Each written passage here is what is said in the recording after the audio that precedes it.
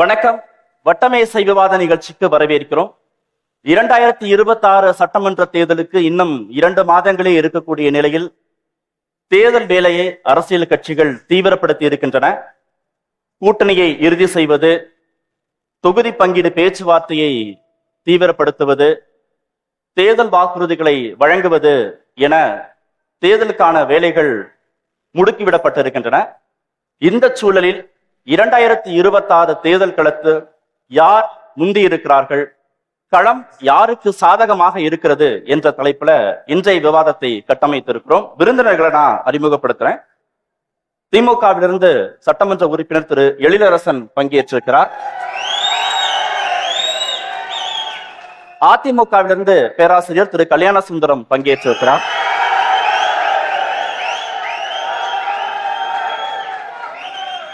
விடுதலை சிறுத்தைகள் கட்சியிலிருந்து சட்டமன்ற உறுப்பினர் திரு ஆலூர் ஷானவாஸ் அமர்ந்திருக்கிறார். பாரதிய ஜனதா கட்சியிலிருந்து திரு ஜி.கே. நாகராஜ் பங்கேற்றிருக்கிறார். தாவேகா ஆதரவாளர் தமிழ்நாடு முஸ்லிம் லீக் கட்சியை சேர்ந்த திரு முஸ்தபா பங்கேற்றிருக்கிறார். நாம் தமிழர் கட்சியிலிருந்து திரு அபுபக்கர் பங்கேற்றிருக்கிறார். வணக்கம் விருந்தினர்கள் அனைவருக்கும். வணக்கம் விருந்தினர்கள் அனைவருக்கும். திரு முஸ்தகரம் இருந்து நிகழ்ச்சியை தொடங்கலாம் நான் நினைக்கிறேன். உங்கள் வாகனத்தில் யாராவது ஏறி வரப்போகிறார்களா? வேறு வாகனத்தில் யாராவது நீங்கள் அவங்களோடு சேர்ந்து ஏறி பயணம் செய்ய போகிறீர்களா என்கிறது தான் உச்சகட்ட எதிர்பார்ப்பாக இருக்கிறது. இந்த நிலையில களத்தில் நீங்கள் முந்தி இருக்கிறீர்கள் என்பதை எப்படி சான்றோடு விளக்கப் போகிறீர்கள்? கேட்டீங்கன்னா சார், சிம்பிள். இப்போ 2026 சட்டமன்ற தேர்தலில் நம்ம 21 சட்டமன்ற தேர்தலை பார்த்தோம், 24 சட்டமன்ற தேர்தலையும் பார்த்தோம். அப்ப இருந்த களம் எப்படி இருந்தது நம்ம எல்லாருக்கும் தெரியும். ஆனா இன்னைக்கு இருக்கக்கூடிய சட்டமன்ற தேர்தல் அதிமுக திடீர்னு 1 வருஷத்துக்கு முன்னாடி பாஜகவோட கூட்டணி வைத்து அந்த சட்டமன்ற தேர்தலை இப்போ சந்திக்கிறாங்க. திமுக பாத்தீங்கன்னா நாங்க 5 வருஷம் நல்ல சாதனைகளை செஞ்சிட்டோம், நாங்க யாருமே இல்லாம ஜெயிக்கணும்னு சொல்லக்கூடிய திமுக இன்னைக்கு விஜய் சொல்ற மாதிரி மலைக்கு ஒருத்தர் ஓதமா உறங்கினாலும் உள்ள கூட்டிட்டு போய் விட்டுட்டு ஒரு கூட்டணின்னு சொல்லி 25 கூட்டணி 26 கூட்டணி இந்த காலத்துலதான் திமுக போயிட்டு இருக்கிறாங்க. யாரெல்லாம் விமர்சிச்சாங்களோ போன தேர்தலில் பார்த்தோம், பழம் விழுந்து பாலில் விழுவுமா, கிளாஸ்ல விழுவுமா, தட்டையில விழுவுமா, மண்டபத்தை இடிச்சிட்டாங்களே, வாழ்நாள் சாபம், அவங்க எல்லாம் திமுக நோக்கி போகும்போது இன்னைக்கு திமுகல பாத்தீங்கன்னா இன்னைய நிமிஷம் வரைக்கும் காங்கிரஸ் எங்க கூட கூட்டணியில் இருக்கிறாங்கன்னு சொல்லி ஒரு கூட்டணி தர்மத்துக்காக கூட நாட்டோட முதலமைச்சர் முத்துவேல் கருணாநிதி ஸ்டாலின் அவர்கள் சகோதரர் ராகுல் காந்தி அவர்கள் ஒரு ட்வீட் கூட பண்ண மாட்டார். நான் அடிக்கடி ட்வீட் பண்ணுவார், அவர் அது கூட பண்ண மாட்டார். சரி, காங்கிரஸ் தான் இவ்வளவு இடையூறு கொடுக்குதே, காங்கிரஸ் இல்லாமல் 24 கூட்டணி இல்லாமல் எங்களால நிக்க முடியும். திமுக பாத்தீங்கன்னா இன்ன வரைக்கும் பாத்தீங்கன்னா அந்த களத்துல இல்ல, யார் வந்தாலும் வாங்கல் என்ற களம் தான் இருக்கின்றது. சீமான் அவர்கள் சொல்ல வேணாம், அவரு தனியா களத்துல நிக்கிறார். இதையெல்லாம் தாண்டி இன்னைக்கு களமே மாறி இருக்குன்னு சொல்றார். 2026 களம் விஜய்க்கான களம் என்பதை இதுதான் உறுதி செய்து பார்க்கணும். சரி, பிரதானமாக தமிழ்நாட்டில் பாஜக எதிர்ப்புல தான் திமுக ஆட்சியே செய்யுது.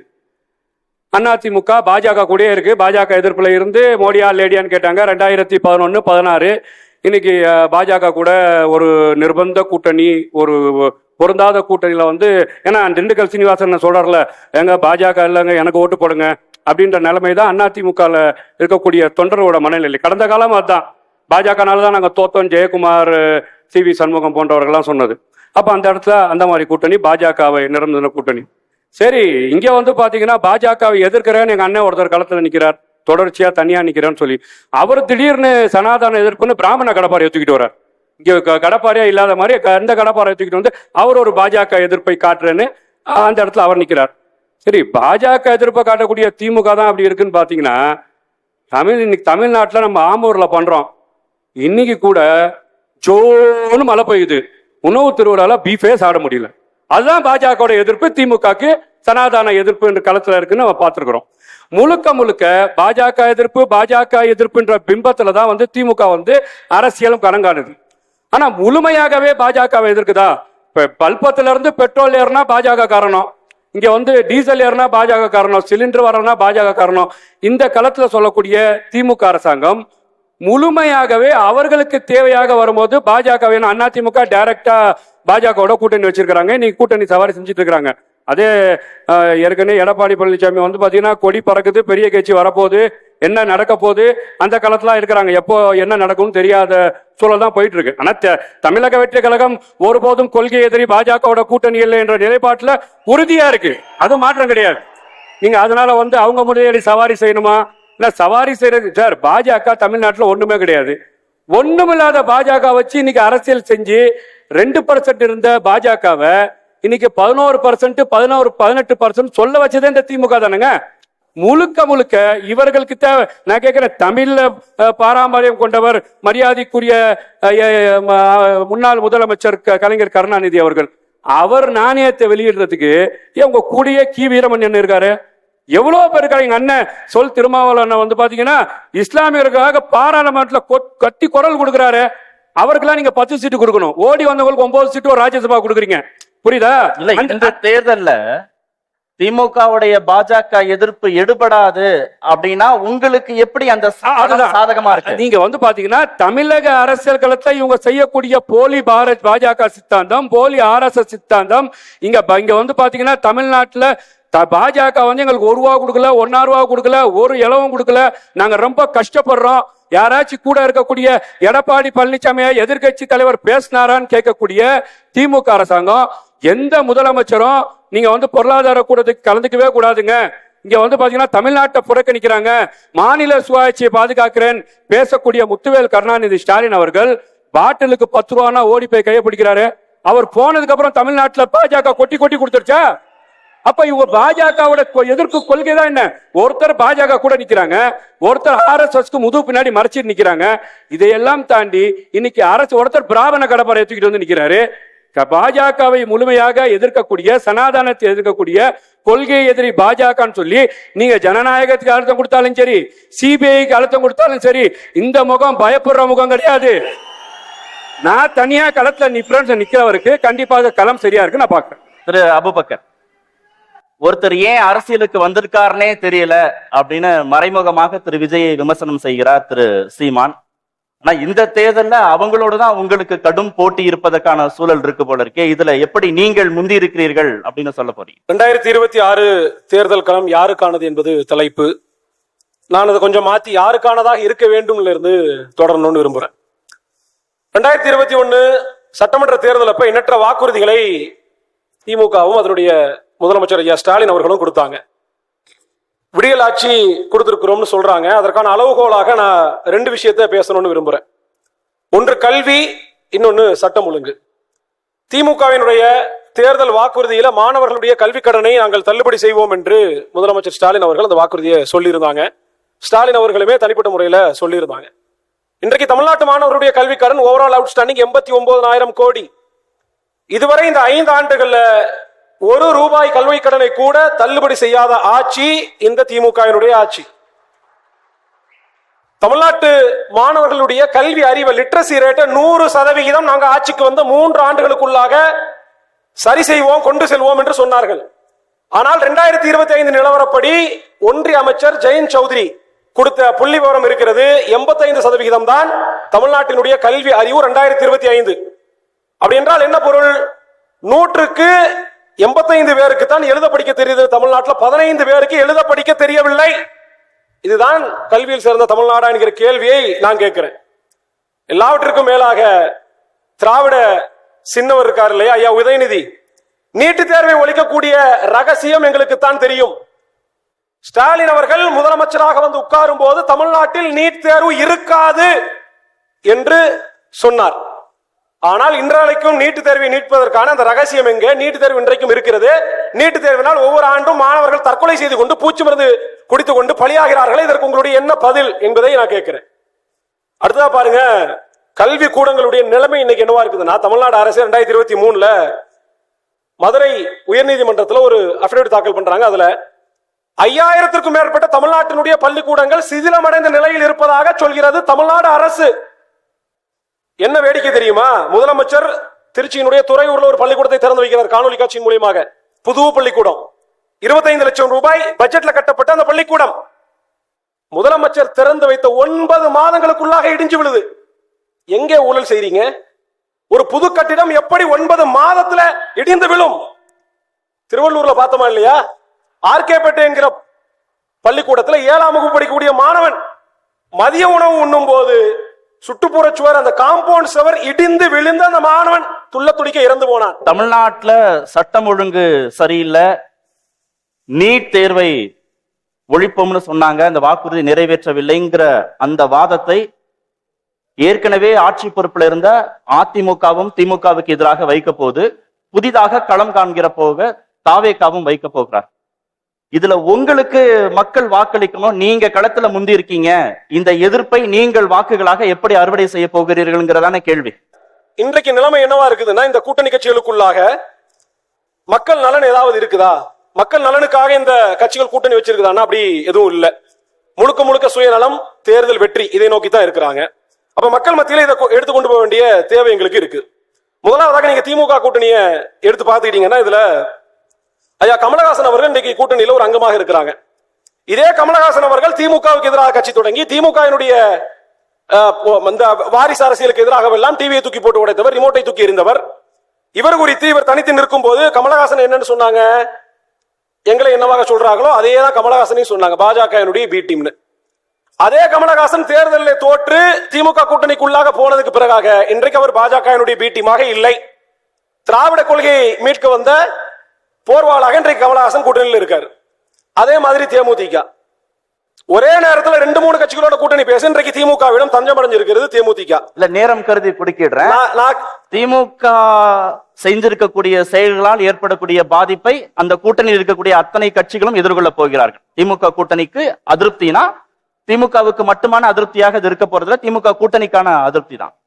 நீங்கள் யாரோடு போட்டியிட போறீங்கன்னா, அதிமுக கூட்டணியோடும் போட்டியிட போறீங்க, தாவேகாவோடும் போட்டியிட போறீங்க. அப்பதான் நீங்க திமுகவை ஜெயிக்க முடியும். அப்ப நான் சொல்றது என்னன்னா, இந்த திமுக கூட்டணியில கட்சி இருக்கக்கூடிய இந்த ஐயா கமலஹாசனுடைய மக்கள் நீதி மையமா இருக்கட்டும், தேமுதிகவாக இருக்கட்டும், கட்சி கூட்டணிக்குள்ள போன உடனேயே ஒரு ராஜ்யசபா சீட்டை கொடுக்குறாங்க. ஆனால் காலங்காலமாக அந்த கூட்டணி கட்சியில் இருக்கக்கூடிய காகிதமிழந்த காலத்திலிருந்து முஸ்லீம் லீக் இருக்குது. 10-15 ஆண்டுகளாக மனிதநேய மக்கள் கட்சி இருக்குது. அண்ணன் ஷானவாஸ் அவர்களுடைய விசிக்கு அதே கூட்டணியில் இருக்குது. இந்த கட்சிகள் எல்லாம் ஒரு ராஜ்யசபா சீட்டு கூட இதுவரை வழங்காத திமுக இந்த கட்சிகளுக்கு மட்டும், தேமுதிகவிற்கும் கமலஹாசனுக்கும் வழங்குவதன் பின்னணி என்ன? இப்போ அதிமுக ஊழல் அமைச்சர்கள் எல்லாம் ஊழல் குற்ற விசாரணையை நாங்க செய்து அவருக்கெல்லாம் தண்டனை வாங்கி கொடுப்போம்னு சொன்னாங்க. ஆளுநர் கிட்ட கடிதம் எல்லாம் கொடுத்தாங்க. ஆனால் நிலைமை என்ன? ஐயா ஓபிஎஸ் முதற்கொண்டு இன்றைக்கு அதிமுகவிலிருந்து வந்த அத்துணை பேரையும் சிகப்பு கம்பளம் விரித்து வரவேற்கிறது திமுக. இதே ஓபிஎஸ் அவருடைய மகன் ஓபி ரவீந்திரநாத் சிஏ சட்டத்திற்கு ஆதரவாக பாராளுமன்றத்தில் வாக்களித்தவர் இல்லையா? அப்ப அவரை எப்படி உங்க கூட்டணியில் எடுக்கிறீங்க? அப்போ இது முழுக்க முழுக்க சுயநலவாத கூட்டணி, கொள்கை கூட்டணி என்று பேசுவதற்கு இங்க என்ன செய்தி இருக்கு? அதே மாதிரி அதிமுக எடுத்து பார்த்துட்டீங்கன்னா அவங்களும் சொன்னாங்க. எஸ்டிபி கட்சியினுடைய மாநாட்டில் ஐயா எடப்பாடி பழனிசாமி அவர்கள் பேசும்போது பாஜகவோடு கூட்டணி இல்லை, 24 இல்லை, 26 இல்லை என்று சொன்னார். முன்னாள் அமைச்சர் ஜெயக்குமார் சொன்னார், பாஜகவை வேஸ்ட் லக்கேஜ், தேவையில்லாமல் தூக்கி சுமக்கிறோம் என்று சொன்னார். ஆனால் இன்றைக்கு அதே வேஸ்ட் லக்கேஜோடு அதே பாஜகவோடு கூட்டணிக்கு போயிட்டாங்க. அதே மாதிரி தாவேகாவோட கூட்டணிக்கான தூண்டிலை வீசினாங்க. கரூர் சம்பவத்தில் அவர்களுக்கு ஆதரவாக ஆரம்பத்தில் நின்று செயல்பட்டு தாவேகாவுக்கும் அந்த மாதிரியான கூட்டணி நிலைப்பாட்டை எடுக்க முயன்றார்கள். தாவேகாவினுடைய நிலை என்னவென்னா, நாம் தமிழர் கட்சியும் தாவேகாவும் தனித்து நிற்பதாக சொல்கிறார்கள். தவறு. நாம் தமிழர் கட்சி தனித்து நிற்கிறது, தாவேகா தனித்து விடப்பட்டிருக்கிறது. ஆட்சியில் பங்கு, அதிகாரத்தில் பங்கு, முதல் மேடையிலேயே சொன்னாரே, ஒரு நபரும் அந்த கூட்டணிக்குள்ள போகல. முஸ்தபா ஆனா எங்க அண்ணன், அதுதான் அதுக்கு வர்றேன், எங்க அண்ணன் முஸ்தபா அவருடைய மனதைரியத்தை பாராட்டியே ஆகணும். இல்ல, உண்மையிலே அவர் மேல எனக்கு மதிப்பு உண்டு. அனுதினமும் தொலைக்காட்சியில பேசுறார், அனுதினமும் விவாதத்திலே பங்கெடுக்கிறார். தாவேகா காரர்கள் கூட இன்றைக்கு கூட விவாதத்துக்கு வருவது இல்லை. கட்சி தலைவர் பிரஸ் மீட்டை சந்திக்க காணா, ஆனா அனுதினமும் முஸ்தபா சந்திக்கிறார்.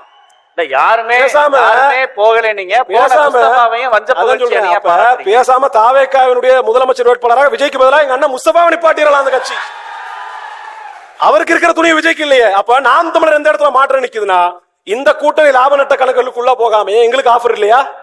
அதிமுக நாங்க கூட்டணிக்குள்ள போறோம்னு சொன்னா சேர்த்துக்க மாட்டாங்களா எங்களை? இல்ல பிஜேபி எங்களை கூப்பிடாம இருக்குதா? பிஜேபி சென்சார் போர்டையும் சிபிஐயும் வைத்துக் கொண்டு தாவேகாவை மிரட்டி கொண்டிருக்கிறது. அதே பிஜேபி நாம் தமிழரை கூட்டணிக்கு வாங்கன்னு கெஞ்சு கொண்டிருக்கிறது. நாங்கள் சமரசம் செய்ய முடியாதா? இன்றைக்கு நிரூபிக்கப்பட்ட திமுக அதிமுகவிற்கு பிறகாக 8.25% வாக்கு வங்கி கொண்ட நிரூபிக்கப்பட்ட கட்சி நாம் தமிழர் கட்சி. 4% இருக்கக்கூடிய காங்கிரஸ் இன்னைக்கு 28 சீட் பேரம் பேசி வாங்கிட்டு இருக்கு. சரி, அடுத்த சுற்றுல அப்ப நான் ஒரு அரை வினாடி முடிச்சிடுறேன். அப்ப நாம் தமிழர் கட்சிக்கு இன்னைக்கு கூட்டணிக்கான கதவுகள் திறக்கப்பட்டிருக்குது. சீட்டுக்காகவும் நோட்டுக்காகவும் நாங்கள் நின்றோமானால் கூட்டணிக்குள்ளே போகலாம், எம்எல்ஏ எம்பி பதவிகளை அனுபவிக்கலாம். நாம் தமிழர் இன்று சமரசம் செய்தால் நாளைக்கு நாம் தமிழருக்கு ஒரு ராஜ்யசபா சீட்டு தரதுக்கு தயாரா இருக்காங்க. துணை முதலமைச்சர் பதவி அண்ணன் சீமானுக்கு தரதுக்கு தயாரா இருக்கிறாங்க. எங்களுடைய இலக்கு ஒன்றுதான், இனத்தினுடைய விடுதலை. அதை நோக்கி பயணிக்கிறோம். அப்ப நிரந்தர வெற்றிக்காக தற்காலிக தோல்விகளை நாங்கள் ஏற்றுக்கொள்வதற்கு தயாராக இருக்கிறோம். நிரந்தர வெற்றிக்காக நாங்கள் பாடுபடுகிறோம். காலம் கடியும், கட்டாயமாக நாம் தமிழர் ஆட்சி மலரும். திரு ஜி.கே. நாகராஜ், எப்படியாவது தமிழ்நாட்டுல கூட்டணி ஆட்சி அமைத்து விட வேண்டும் அப்படின்னு மும்முரமாக கூட்டணியை முதலாக கட்டமைத்தீர்கள் இந்த சட்டமன்ற தேர்தலுக்கு. ஆனால் கூட்டணி பலம் பெறவில்லை அப்படின்ற அதிருப்தியோடு இருப்பதாக செய்திகள் வருகின்றன. எப்படி நீங்கள் களத்தில் முந்தியிருப்பதாக நினைக்கிறீர்கள்? 1982 இந்தியாவில் 2 எம்எல்ஏ எம்பிக்களோடு தொடங்கிய கட்சி பாஜக இன்றைக்கு 3வது முறையாக இந்திய நாட்டை ஆண்டு கொண்டிருக்கிறது. இல்ல, பிரச்சனை தமிழ்நாட்டை ஆள்வது பற்றி. தமிழ்நாட்டுல ஏன் ஆளுங்கிறத நீங்க பேசுறதுல கேட்டிருப்பீங்க. இப்போ இந்த ஆட்சி, கடந்த 5 ஆண்டு கால ஆட்சி எப்படி ஒரு அவலமாக இருந்தது என்பதற்கு மக்கள் கணக்கு போட்டு பார்க்கிறாங்க. அதற்கு முன்னால் அதிமுக ஆட்சி பொற்கால ஆட்சியாக இருந்ததுன்னு மக்களுக்கு தெரியும். பொற்கால ஆட்சி, விவசாய நிலத்தில் தண்ணீர் ஓடியது ஆறாக. கடந்த 5 ஆண்டு காலத்துல சாராயம் தமிழ்நாட்டில் ஆறாக கள்ளச்சாராயம் ஓடிக்கொண்டிருக்கும். பெண்கள் நடந்து போக முடியல. போதைப் பொருள் கலாச்சாரம், பழக்கம், வழிப்பறி, திருட்டு, கொள்ளை, 7000 கொலைகள் நடந்திருக்கிறது தமிழ்நாட்டில் கடந்த 5 ஆண்டு காலத்துல. இதுதான் தமிழ்நாட்டுடைய இன்றைய நிலை. இங்க பேசுகின்ற கூட்டணி கட்சிக்கு வந்திருக்கும் அத்தனை பேருமே, அண்ணர் சால்வா நாவாஸ் உட்பட, நம்முடைய நாதாக்கா உட்பட, நம்முடைய தாவேக்கா உட்பட எல்லாத்துக்கும் மனசாட்சியோடு அவர்கள் பேசினார்கள் என்றால் நிச்சயமாக அவர்கள் பாஜகவை, அதிமுகவை, தேசிய ஜனநாயக கூட்டணியை ஆதரித்தான் அவர்கள் பேசுவார்கள். ஏன்னா ஒண்ணும் அதுதான், அந்த அளவுக்கு ஆட்சி சிறப்பாக கொடுத்திருக்கிறோம். இது எனக்கு என்னமோ அபுபக்கருக்கும் ஷானவாஸுக்கும் அழைப்பு விடுக்கிற மாதிரி தெரியல. 3 பேருக்கு சேர்த்து அழைப்பு விடுற மாதிரி, இன்னொருத்தருக்கு அழைப்பு விடுற மாதிரி தெரியுது எனக்கு. பாஜகவை பொறுத்த வரைக்கும் இந்த நாட்டின் வளர்ச்சிக்காக, நாட்டின் நன்மைக்காக யாரும் எங்களோடு வரலாம் என்று எப்பொழுதும் நாங்கள், இன்றைக்கு இல்லைங்க, எங்க அமித்ஷா அவர்களே சொன்னாங்க, இந்த கட்சி மக்களுக்கான கட்சி, ஒரு தனிநபருக்கான, ஒரு குடும்பத்திற்கான கட்சி அல்ல. நீ வேணும் நீ வேண்டாங்கிறது அல்ல, இது மக்களுக்கான கட்சி. இப்ப இன்னைக்கு இவ்வளவு இஸ்லாமிய சகோதரர்கள் இருக்காங்க, இங்கேயே மேடையில 3 பேர் இருக்காங்க. இன்றைக்கு மகிழ்ச்சியோடு இங்கே அமர்ந்து இந்த விவாதத்தில் பங்கேற்று இருக்கிறாங்க. ஈரான் முஸ்லிம்களோ, ஈராக் முஸ்லிம்களோ, துபாய் முஸ்லிம்களோ, பாகிஸ்தான் முஸ்லிம்களோ, ஆப்கானிஸ்தான் இஸ்லாமிகளோ இதுபோல் அமைதியாக உட்கார்ந்து இருக்க முடியுமா? இன்னைக்கு உட்கார்ந்து இருக்கிறார்களா? இன்னைக்கு ஏன்னு கேட்டீங்கன்னா, இந்தியாவில் இன்னைக்கு ஒரு பாதுகாப்பான நிலையை அனைத்து மக்களுக்கும் உருவாக்கி கொடுத்த ஒரே தலைவர் நரேந்திர மோடி. அதனாலதான் இன்னைக்கு தைரியமா எல்லாரும் கொண்டு. ஏதோ சொல்ல வரேன்னு கேட்டீங்கன்னா, இவங்க சொன்னாங்க விநாயகர் சதுர்த்தி குறித்து சொன்னாங்க, விநாயகர் சதுர்த்தி குறித்து சொன்னாங்க. இல்ல, யாருக்கு இந்த பெருமை போகும்? தமிழ்நாடு முதலமைச்சருக்கான பெருமையா இது? பிரதமர் நரேந்திர மோடிக்கான பெருமையா இது? இன்னைக்கு இருக்கிற இஸ்லாமியர்கள், இந்தியாவில் சிறுபான்மை மக்கள் இன்றைக்கு மகிழ்ச்சியோடு இந்தியாவில் வாழ்கிறார்கள் என்றால் அந்த பெருமை நரேந்திர மோடி அவர்களையே சாரும். அதற்கு சிறந்த உதாரணம் குஜராத். சிறந்த உதாரணம் குஜராத். இன்னைக்கு குஜராத்ல போய் கேட்டீங்கன்னா, இஸ்லாமியர்களை கேட்டாலும் சரி, கிறிஸ்தவர்களை கேட்டாலும் சரி, நாங்கள் வாட தகுதியான நாடு இதுன்னு கேட்டா குஜராத் என்று ஆணித்தரமாக அழுத்தமாக சொல்லுகின்றார்கள். அந்த அளவுக்கு சிறந்த நாடாக குஜராத் இருக்கிறது. சரி, ஏன் சட்டமன்றத்திலையும் நாடாளுமன்றத்திலையும் இஸ்லாமியர்கள் போட்டி போட பாஜக வாய்ப்பே கொடுப்பதில்லை? இல்ல, அதுதான் காரணமுங்க. அதுதான் இந்த பிரிவினைவாதம் முன்னெடுத்திருக்கிற நம்முடைய திமுக. இங்க சரி, திமுக எடுத்துக்க பிரிவினைவாதம். இப்ப எந்தெந்த கட்சிகள் கூட இருக்காங்க திமுகவோட? திமுகவோட 24 கட்சிகள் கூட இருக்காங்க. நீங்க பாத்திருப்பீங்க. விசிகா இருக்காங்க. நீங்க முதல்ல விசிகா எடுத்துக்கோ. அவங்க தலைவர் என்ன பேசினாரு? நாங்க சமுதாயத்தில் பின்தங்கி இருக்கலாம், பொருளாதாரத்தில் பின்தங்கி இருக்கலாம், அரசியலில் பின்தங்கி இருக்கலாம், அதிகாரத்தில், ஆனால் நாங்கள் தன்மானத்தில் குறையவில்லை அப்படின்னாரு. இப்ப அறிவாலயம் போயிட்டு வந்துட்டு தொகுதி பகிர்வுதான் அதிகார பகிர்வு, ஒரே வார்த்தையில் முடிச்சிட்டார். இதுதான் இவர்கள் தாழ்த்தப்பட்ட மக்களுக்காக, தலித் மக்களுக்காக நடத்துகின்ற கட்சியின் லட்சணம். இதுதான் திமுக கூட்டணியில் இவங்க செய்யற செயல்பாடு. இப்படித்தான் காங்கிரஸ் என்ன பண்ணாங்க? 30 சீட் வேணும், 40 சீட் வேணும், 50 சீட் வேணும், 63 சீட் சிபிஐ ரேடை வச்சு நடத்தி வாங்கினாங்க. இன்னைக்கு நிலைமை என்னாச்சு? 28 சீட் கொடுத்தது வாங்கிட்டு வெளியே வந்திருக்காங்க. இதுதான் காங்கிரசின் லட்சணம். நண்பர் சொன்னார், தேமுதிக எந்த கொள்கைக்கு ஆரம்பிக்கப்பட்டது? தேமுதிக ஆரம்பிக்கப்பட்ட கொள்கையே என்ன நோக்கம்? அவரு என்னுடைய மண்டம் இடிக்கப்பட்டு விட்டது, திமுக இடித்து விட்டதுன்னு திமுக எதிர்த்து கட்சி ஆரம்பிச்சார். ஆனால் இன்றைக்கு அந்த கட்சி அங்கே சென்று அமர்ந்திருக்கிறது, ராஜ்யசபா கேட்டு வாங்கி இருக்கிறது.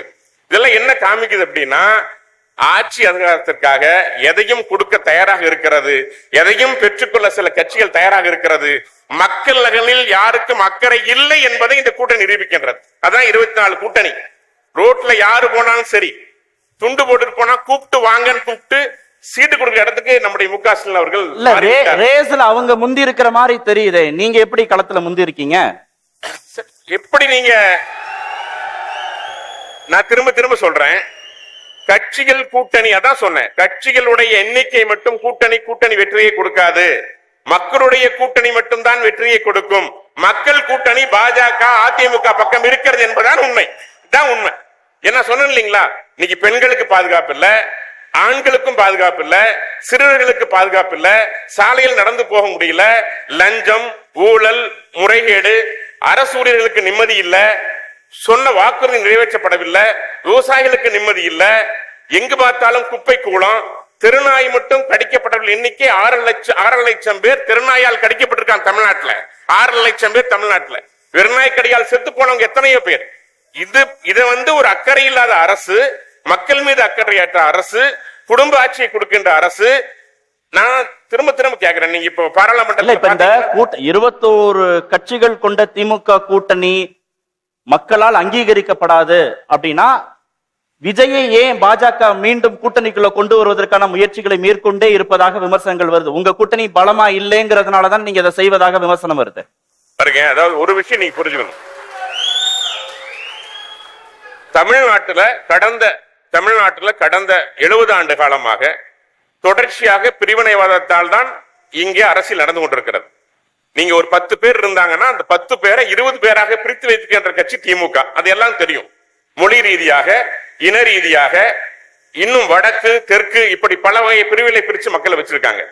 இன்றைக்கு குறிப்பாக பாதிக்கப்பட்ட, அடக்கப்பட்ட, ஒடுக்கப்பட்ட மக்களை கடந்த 70 ஆண்டு காலமாக உங்களுக்கு தெரியும், கள்ளக்குறிச்சி சாராய பிரச்சனையில் இருந்து, வேங்கவையல் பிரச்சனையில் இருந்து சுத்தமாக முடக்கி வைத்து அவர்களை வாக்கு வங்கியாக மட்டும் இந்த அரசு பயன்படுத்திக் கொண்டு வருகின்ற சூழ்நிலையில எங்களுடைய கொள்கை இன்னைக்கு மட்டுமில்லை, என்னைக்குமே யார் நல்லாட்சியை கொடுக்க வேண்டும் என்று எங்களோடு வர தயாராக இருந்தால் நாங்கள் வருகிறோம், வாங்கல் என்றுதான் அழைக்கின்றோம். கொள்கை எதிரியான பாஜகவோடு ஒருபோதும் தாவேகா கூட்டணி சேராதுன்னு அவர் குறிப்பிட்டார் இல்லையா? ஆனா மீண்டும் தாவேகாவை கூட்டணிக்குள் கொண்டு வர பாஜக முயற்சிப்பதாக ஏன் செய்திகள் வருது? ஒண்ணு தாவேகாட்ட கேட்கிறேன், நம்பர்ட்டி கேட்கிறேன், கொள்கையின் எதிரின்னு இதை சொல்றீங்க நீங்கன்னு தெரியல. இன்றைக்கு பொருளாதார ரீதியா நம்ம 11ஆம் இடத்திலிருந்து 3ஆம் இடத்துக்கு வந்திருக்கிறோம். உலகத்தின் வல்லரசாக மாறி இருக்கின்றோம். இல்ல உலகத்திலேயே இவ்வளவு போராட்டம் நடக்கின்றது, இவ்வளவு சண்டைகள் நடக்கிறது, இந்தியா அமைதியாக இருக்கிறது, ஒவ்வொரு நாடும் நம்மளை பாராட்டி விருதுகள் வழங்குகின்றன, மக்கள் அமைதியாக இருக்கின்றார்கள். இந்தியா என்ற பெயரை சொன்னாலே இன்று உலகம் எழுந்து நிற்கிறது. உண்மையா இல்லையா? உலகம் எழுந்து நிற்கிறது. அந்த அளவுக்கு ஒரு மகிழ்ச்சியான ஒரு ஆட்சியை நரேந்திர மோடி கொடுத்திருக்கின்ற பொழுது எதிர் கொள்கையில் நீங்கள் மாறுபட்டு நிற்கிறீர்கள். நீங்க அரசியல் எதிரி திமுக சொல்றீங்க. அரசியல் எதிரி அப்படின்னா திமுக இதுவரை செய்த அத்தனைக்கும் மாற்றாக நீங்க என்ன செய்ய போறீர்கள்? என்ன செய்திருக்கிறது திமுக? அதை நீங்க சொல்றதே இல்லை. ஒன்று. இரண்டாவது, பாஜகவை பொறுத்த வரைக்கும் செய்து காட்டிவிட்டு பேசுகிறது, நல்லாட்சியை செய்திருக்கிறது. ஒரு ஊழல் குற்றச்சாட்டை உங்களால் பிஜேபி மீது சொல்ல முடியுமா? நான் கேட்கிறேன். ஒரு ஊழல் குற்றச்சாட்டு நான் காங்கிரஸ் மீதோ அல்லது திமுக மீதோ இருக்கின்ற கட்சிகள் மீதோ அத்தனை ஊழலையும் நான் அள்ளி வீச முடியும். அத்தனை ஊழல் இருக்கிறது. நீங்கள் ஒரு ஊழலை சொல்லுங்கள். அடுத்த சுற்றுலா வர திரு ஆலூர் ஷானவாஸ், 21 கட்சிகளோடு கூட்டணி அமைத்திருக்கிறது திமுக. ஆனா தொகுதி பங்கீடு பேச்சுவார்த்தையில இன்னமும் சுமூகமான உடன்பாடு எட்டப்படாத நிலையில இந்த கூட்டணியை நீங்கள் வெற்றிகரமாக கொண்டு வந்து கரை சேர்ப்பீர்களா அப்படின்ற எதிர்பார்ப்பு எதிர்கட்சிகளுக்கு எல்லாம் இருக்கு. எப்படியும் இந்த கூட்டணிக்குள் சிக்கல் வரும் அப்படி என்று அவர்கள் நினைக்கிறார்கள். எப்படி களத்தில் முந்திருப்பதாக நீங்கள் நினைக்கிறீர்கள்? அனைவருக்கும் வணக்கம்.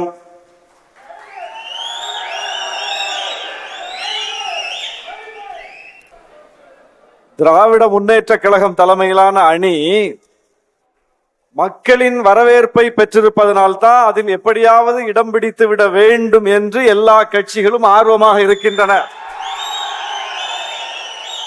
மீண்டும் மீண்டும் திமுக ஆட்சி அமையும் என்பதனால்தான் திமுகவை நோக்கியும் பல பேர் போய் சேர்கிறார்கள். எடப்பாடியார் எதிர்க்கட்சி தலைவர், தமிழ்நாட்டினுடைய முதலமைச்சர் இருந்தவர். அவரும் ஒரு 2 வருஷமா சொல்லிக்கிட்டே இருக்காரு, எங்க கூட அந்த கட்சி வந்துரும், எங்க கூட இந்த கட்சி வந்துரும், ஏன் விசிக வந்துரும் கூட சொன்னார், கம்யூனிஸ்டுகள் வந்துரும் சொன்னார். அவர் எந்த கட்சி பேரையாவது சொல்லாம இருந்திருக்காரா? அவரும் எல்லா கட்சியும் சொல்லி பார்த்தாரு. பிஜேபியை தவிர அவரோடு சேர்வதற்கு யாரும் இல்லை. முஸ்தபா சொன்னாரு, திமுக கூட்டணி போறவங்க எல்லாம் சேர்த்துக்கிறாங்கன்னு. உங்கள்கிட்ட யாருமே வரலையே. ஆட்சியில் பங்கு தரோம்னு சொன்னாரா இல்லையா விஜய்? அவர்கிட்ட யாருமே போகல. ஏன்னா அவர் பங்கு என்னன்னே தெரியாம போச்சு. பங்கு கொடுக்கிறவருக்கு முதல்ல பங்கு இருக்கணும்ல. அவருக்கு என்ன பங்கு? இப்ப தம்பி அபூபக்கர் பேசினாரு, நாம் தமிழர் கட்சிக்கு என்ன பங்கு சொல்லிடலாம்ல. 8 விழுக்காடு ஓட்டு இருக்கு. அதிமுக சொல்லிடலாம், பிஜேபிக்கு சொல்லிடலாம், திமுக சொல்லிடலாம், விசிக சொல்லிடலாம். எப்படி சொல்றோம்? ஓட்டு போட்டு வாங்கினதை வச்சு சொல்றோம். இவங்களுக்கு மட்டும் என்ன பிரிவிலேஜ் பாருங்க. இவங்க இதுவரைக்கும் எந்த தேர்தலும் நிக்கவே இல்லை. ஒருத்தர் 30ங்கிறாரு, ஒருத்தர் 40ங்கிறாரு. ஏன் 80ன்னு சொல்லுங்களேன். போடுற எல்லா ஓட்டு தாவேகாக்குதான் அப்படின்னு சொல்ல வேண்டியதானே? அப்போ என்ன தெரியுது? அவங்க எலெக்ஷன்ல நிக்கவும் இல்ல, வர்ற எலெக்ஷன்ல நிப்பாங்களான்னு சந்தேகமாவும் இருக்கு. இல்ல, வீட்டுல இருக்கிறவங்க ஒவ்வொருத்தரும் ஓட்டு போடுவாங்க, வீட்டுக்கு ஒரு ஓட்டு அப்படின்னு தாவேகா சொல்லுதே. முதல்ல சொல்லக்கூடியவர் வீட்டிலேயே அவருக்கு ஓட்டு இல்லைங்கிறது அன்னைக்கு நிலைமை. அவர் வீட்டிலே அவருக்கு ஓட்டு கிடையாது. என்ன அப்போ அந்த அளவுக்கு தான் நிலைமை இருக்கு. தமிழ்நாட்டில் எந்த வீட்டிலிருந்து விஜய்க்கு ஓட்டு போகாது. ஏன்னா தமிழ்நாடு சார்ந்த பிரச்சனையில அவர் காக்கிற கள்ள மௌனம். இங்கே முஸ்தபா வாக்குமூலம் கொடுத்தாரு பாருங்க. பிஜேபியின் பூச்சாண்டி காட்டுறாங்க, இல்லாத பாஜகவை இருக்கிறதா காட்டுறோமா? நம்ம தாவேகாவோட ஸ்டாண்ட் இதுதான். இல்லாத பாஜகவா நாங்க இருக்கிறதா காட்டுறோமா? தமிழ்நாட்டினுடைய கல்வி நிதியை மறுக்குதா இல்லையா பாஜக? அது இல்லாத பாஜகவா? அது இல்லாத பாஜகவா? தமிழ்நாட்டின் மீது மிகப்பெரிய அளவுக்கு இந்தியை திணிக்கிறதா இல்லையா பாஜக? அது இல்லாத பாஜகவா? தமிழ்நாடு கேட்கிற நிதியை, பேரிடர் நிதியை தர மறுக்கிறதா இல்லையா பாஜக? அது இல்லாத பாஜகவா? திருப்பரங்குன்றத்தில் சமூக நல்லிணக்கத்திற்கு கேடு விளைவிக்குதா இல்லையா பாஜக? அது இல்லாத பாஜகவா? மோடி ஒவ்வொரு முறை வர்றாரு, தேர்தல் நேரத்தில் ஒவ்வொரு முறை வர்றாரு, தமிழ்நாடு சார்ந்து ஏதாவது புதிய திட்டங்களை அறிவிக்கிறாரா? தமிழ்நாடு கேட்கிற விஷயங்களை கமிட் பண்றாரா? அது இல்லாத பாஜகவா? அப்போ இவர்களுக்கு பாஜகவை எதிர்ப்பதற்கு துணிவில்லாமல் போனதனால் அவங்க என்ன பண்ணிட்டாங்க? பாஜகவை இல்லைன்றாங்க. பாஜகவே இல்ல. இல்ல, பாஜகவும் பிரச்சனைன்னு சொன்னா பரவாயில்ல. திமுகவோ திமுகவோட கூட்டணி கட்சிகளோ பாஜகவும் பிரச்சனை அப்படின்னு வாதம் வச்சா பரவாயில்ல. பாஜக மட்டுமே பிரச்சனை அப்படின்னு சொல்றதுலதான் சிக்கல் வருது. ஏன்னா 234 உறுப்பினர்கள் இருக்கணும் சட்டமன்றத்தில். அதிமுக உறுப்பினர் எதிரில் உட்கார்ந்து இருக்காரு என் நண்பர் செந்தில்குமார், அவரும் சட்டமன்ற உறுப்பினர். திமுக உறுப்பினர் இருக்கிறாரு, இவரும் சட்டமன்ற உறுப்பினர், நானும் சட்டமன்ற உறுப்பினர். 234 பேர் இருக்கோம். நீட்டு விலக்கு வேணும்னு தமிழ்நாடு சட்டமன்றத்தில் ஒரு மசோதாவை கொண்டு வர்றோம். 230 பேர் மசோதாவை ஆதரிக்கிறோம்.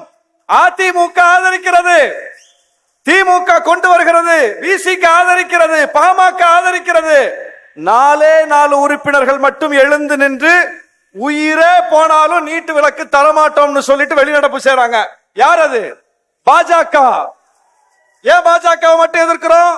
பாஜக மட்டும்தான் தமிழ்நாட்டுக்கு எதிராக எல்லாவற்றையும் செய்கிறது. அப்ப பாஜக மட்டும்தான் எதிர்ப்போம். பாஜகவோடு யார் சேர்றாங்களோ அவங்களையும் எதிர்ப்போம். இல்லைன்னா அதிமுக நாங்க எதிர்க்க மாட்டோம். ஏன்னா அதிமுகவுடைய மொழிக் கொள்கை என்ன?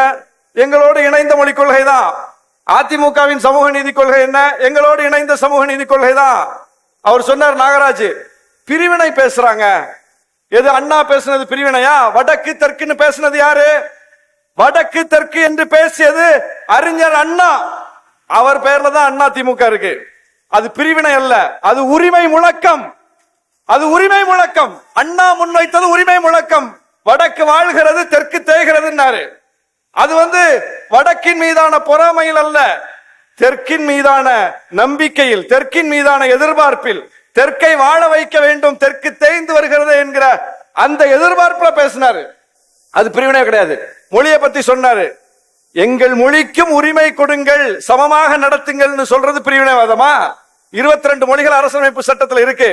இப்ப கடைசியா நிர்மலா சீதாராமன் போட்ட பட்ஜெட்ல இந்திக்கு ஒதுக்கிய நிதியை, சமஸ்கிருதத்துக்கு ஒதுக்கிய நிதியை தமிழுக்கும் ஒதுக்கி இருக்கிறார்கள் என்று நாகராஜ் இங்கே சொன்னால், நான் என்னுடைய கருத்தை வாபஸ் பெற்றுக்கொண்டு இத்தோடு நான் வெளியேறுகிறேன். சொல்ல முடியுமா? அப்ப எவ்வளவு மொழி ரீதியில் எவ்வளவு பாரபட்சத்தை காட்டுகிறீர்கள்? இல்ல, தமிழ்நாட்டின் சட்டம் ஒழுங்கு பிரச்சனையோ, நிறைவேற்றப்படாத வாக்குறுதிகளோ, இங்கே நடக்கக்கூடிய கல்வி ரீதியிலான பிரச்சனைகளோ எதுவுமே முன்னிலைப்படுத்தப்படாதா? பாஜக எதிர்ப்பு மட்டும்தான் முன்னிலைப்படுத்தப்படுமான்னு கேக்குறாங்க. கல்வி ரீதியில என்ன பிரச்சனை? ஒன்றிய அரசு ஒரு கல்விக் கொள்கையை வகுத்து நம்ம மேல திணிக்க பார்க்குது. இதை ஏத்துக்கிட்டாதான் நிதியை தருவேன்னு சொல்லுது. அதுதான் பிரச்சனை.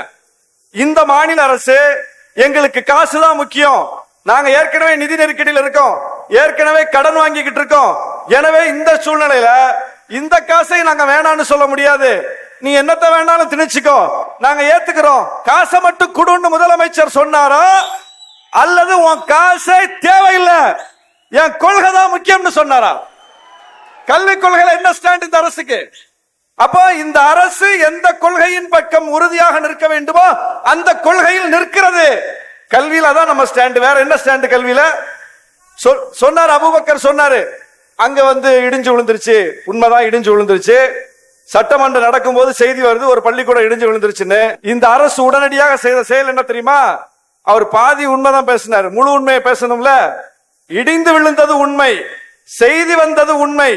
உடனே இந்த அரசு பேராசிரியர் அன்பழகனார் பெயரில் கல்வி மேம்பாட்டு திட்டம்னு ஒரு திட்டத்தை தீட்டி எங்கெங்கெல்லாம் பழுதடைந்த பள்ளி கட்டிடங்கள் இருக்கோ கணக்கெடுங்கன்னு ஒரு ஆணை போட்டாங்க. எடுக்கப்பட்டு பழுதடைந்த அத்தனை பள்ளி கட்டிடங்களும் ஒரே ஆணையின் மூலம் இடிக்கப்பட்டது. தமிழ்நாட்டில் இடிச்சிட்டு விட்டுட்டாங்களா? திருப்பி இன்னொரு ஆணை போட்டு அத்தனை பள்ளி கட்டிடங்களும் புதிதாக கட்டப்பட்டிருக்கிறது. இந்த ஆட்சியில் 8000 வகுப்பறை கட்டிடங்கள் கட்டப்பட்டிருக்கிறது. அப்போ காலை உணவு திட்டம், நான் முதல்வன் திட்டம், ஒவ்வொரு திட்டமும் இன்றைக்கு கல்வி சார்ந்து இந்த அரசு முன்வைத்துக் கொண்டிருக்கிறது. ஒன்றிய அரசினுடைய நெருக்கடியையும் தாண்டி இந்த அரசு கல்வியில் நம் பக்கம் நிற்கிறது, நம் மாநிலத்தின் பக்கம் நிற்கிறது. திரு கல்யாணசாமி, 21 கட்சிகளோடு திமுக கூட்டணி இந்த பக்கம் வலுவாக இருக்கு. பாஜக, பாமக என்று 2 கட்சிகளோடு மட்டுமே அதிமுக கூட்டணி அமைத்திருக்கிறது. அமமுகவும் சேர்ந்திருக்கிறது. இதுல களத்தில் பிந்தி இருக்கிறார்கள் அப்படின்ற விமர்சனத்தை தொடர்ச்சியாக முன்வைக்கிறார்கள் விமர்சகர்கள். எப்படி அதிமுக முந்த போகிறது களத்தில்? புதிய தலைமுறையினுடைய இந்த நிகழ்வை வழிநடத்துகிற நெறியாளருக்கும், மேடையில இருக்கிற அனைத்து கட்சி நண்பர்களுக்கும், இந்த அரங்கத்திலே இருக்கிற எங்களுடைய மாண்புமிகு முன்னாள் அமைச்சர், சட்டமன்ற உறுப்பினர், எங்களுடைய மாண்புமிகு மாவட்ட செயலாளர் உள்ளிட்ட அனைத்து கட்சியை சார்ந்த நண்பர்களுக்கும் என்னுடைய வணக்கத்தை முதற்கண் தெரிவித்துக் கொள்கிறேன். அதாவது அண்ணா திராவிட முன்னேற்ற கழகத்தினுடைய கூட்டணி எப்படி இருக்கிறது, நீங்கள் பின்தங்கி போய்விட்டீர்களா என்கிற கேள்வியை நீங்கள் முன்வைக்கிறீர்கள். நான் சொல்லுகிறேன், அரசியல் என்று வருகிற போது 2 விடயங்கள் முக்கியமானது. ஒன்னு பிரச்சாரம், செஞ்சதை பிரச்சாரம் பண்றது. இன்னொன்னு செய்யறது. இந்த கூட்டணி கட்சிகளை நாங்கள் வைத்துக் கொண்டு ஒரு நெரேட்டிவ் செட் பண்ணி ஒரு தோற்றத்தை உருவாக்குவது. நிறைய கூட்டணி கட்சி இருக்கு, நிறைய கூட்டணி கட்சி இருக்கிறங்காட்டி நாங்க வென்றுவோம் அப்படிங்கிற ஒரு தோற்றத்தை உருவாக்குவது வேறு, கூட்டணி கட்சிகளாக இருக்கிறவர்களோடு சேர்ந்து மக்களுக்கு உண்மையில் பணியாற்றுவது என்பது வேறு. இப்ப எவ்வளவு கட்சி வேணா கூட்டணி இருக்கட்டும், 500 கட்சியை கூட்ட திமுக கூட்டணியில சேர்க்கட்டும். நான் கேட்கிறேன், திமுகவிலே இந்த கூட்டணியிலே சேர்ந்திருக்கிற கட்சிகளுக்கு என்ன நோக்கம்? திமுக கூட்டணியில் இருக்கிற கட்சிகள் தமிழ்நாட்டு மக்களுக்காக உண்மையிலேயே வருத்தப்படுகிறவர்களா, அவர்களுக்காக போராடியவர்களா? நான் ஒவ்வொன்னா சுட்டி காட்ட முடியும். இந்த திமுகவினுடைய 5 ஆண்டு கால ஆட்சி தமிழ்நாட்டின் வரலாற்றில் இதுபோல மோசமான ஆட்சி நடந்ததே இல்லை என்கிற அளவிற்கான ஒரு காட்டாட்சி. அதற்கு எடுத்துக்காட்டுகளை நான் சொல்ல முடியும். நாங்க இப்ப சொல்றோம்னா சட்டம் ஒழுங்கு சந்தி சிரிக்கிறது என்று நாங்கள் சொல்லுகிற போது அங்கொன்றும் இங்கொன்றுமா அப்படித்தாங்க நடக்கும் என்று இவர்கள் பேசுவது உண்டு. ஆனால் நான் சொல்லுகிறேன், அங்கொன்றும் இங்கொன்றுமாக நடப்பதை நான் சொல்லவில்லை.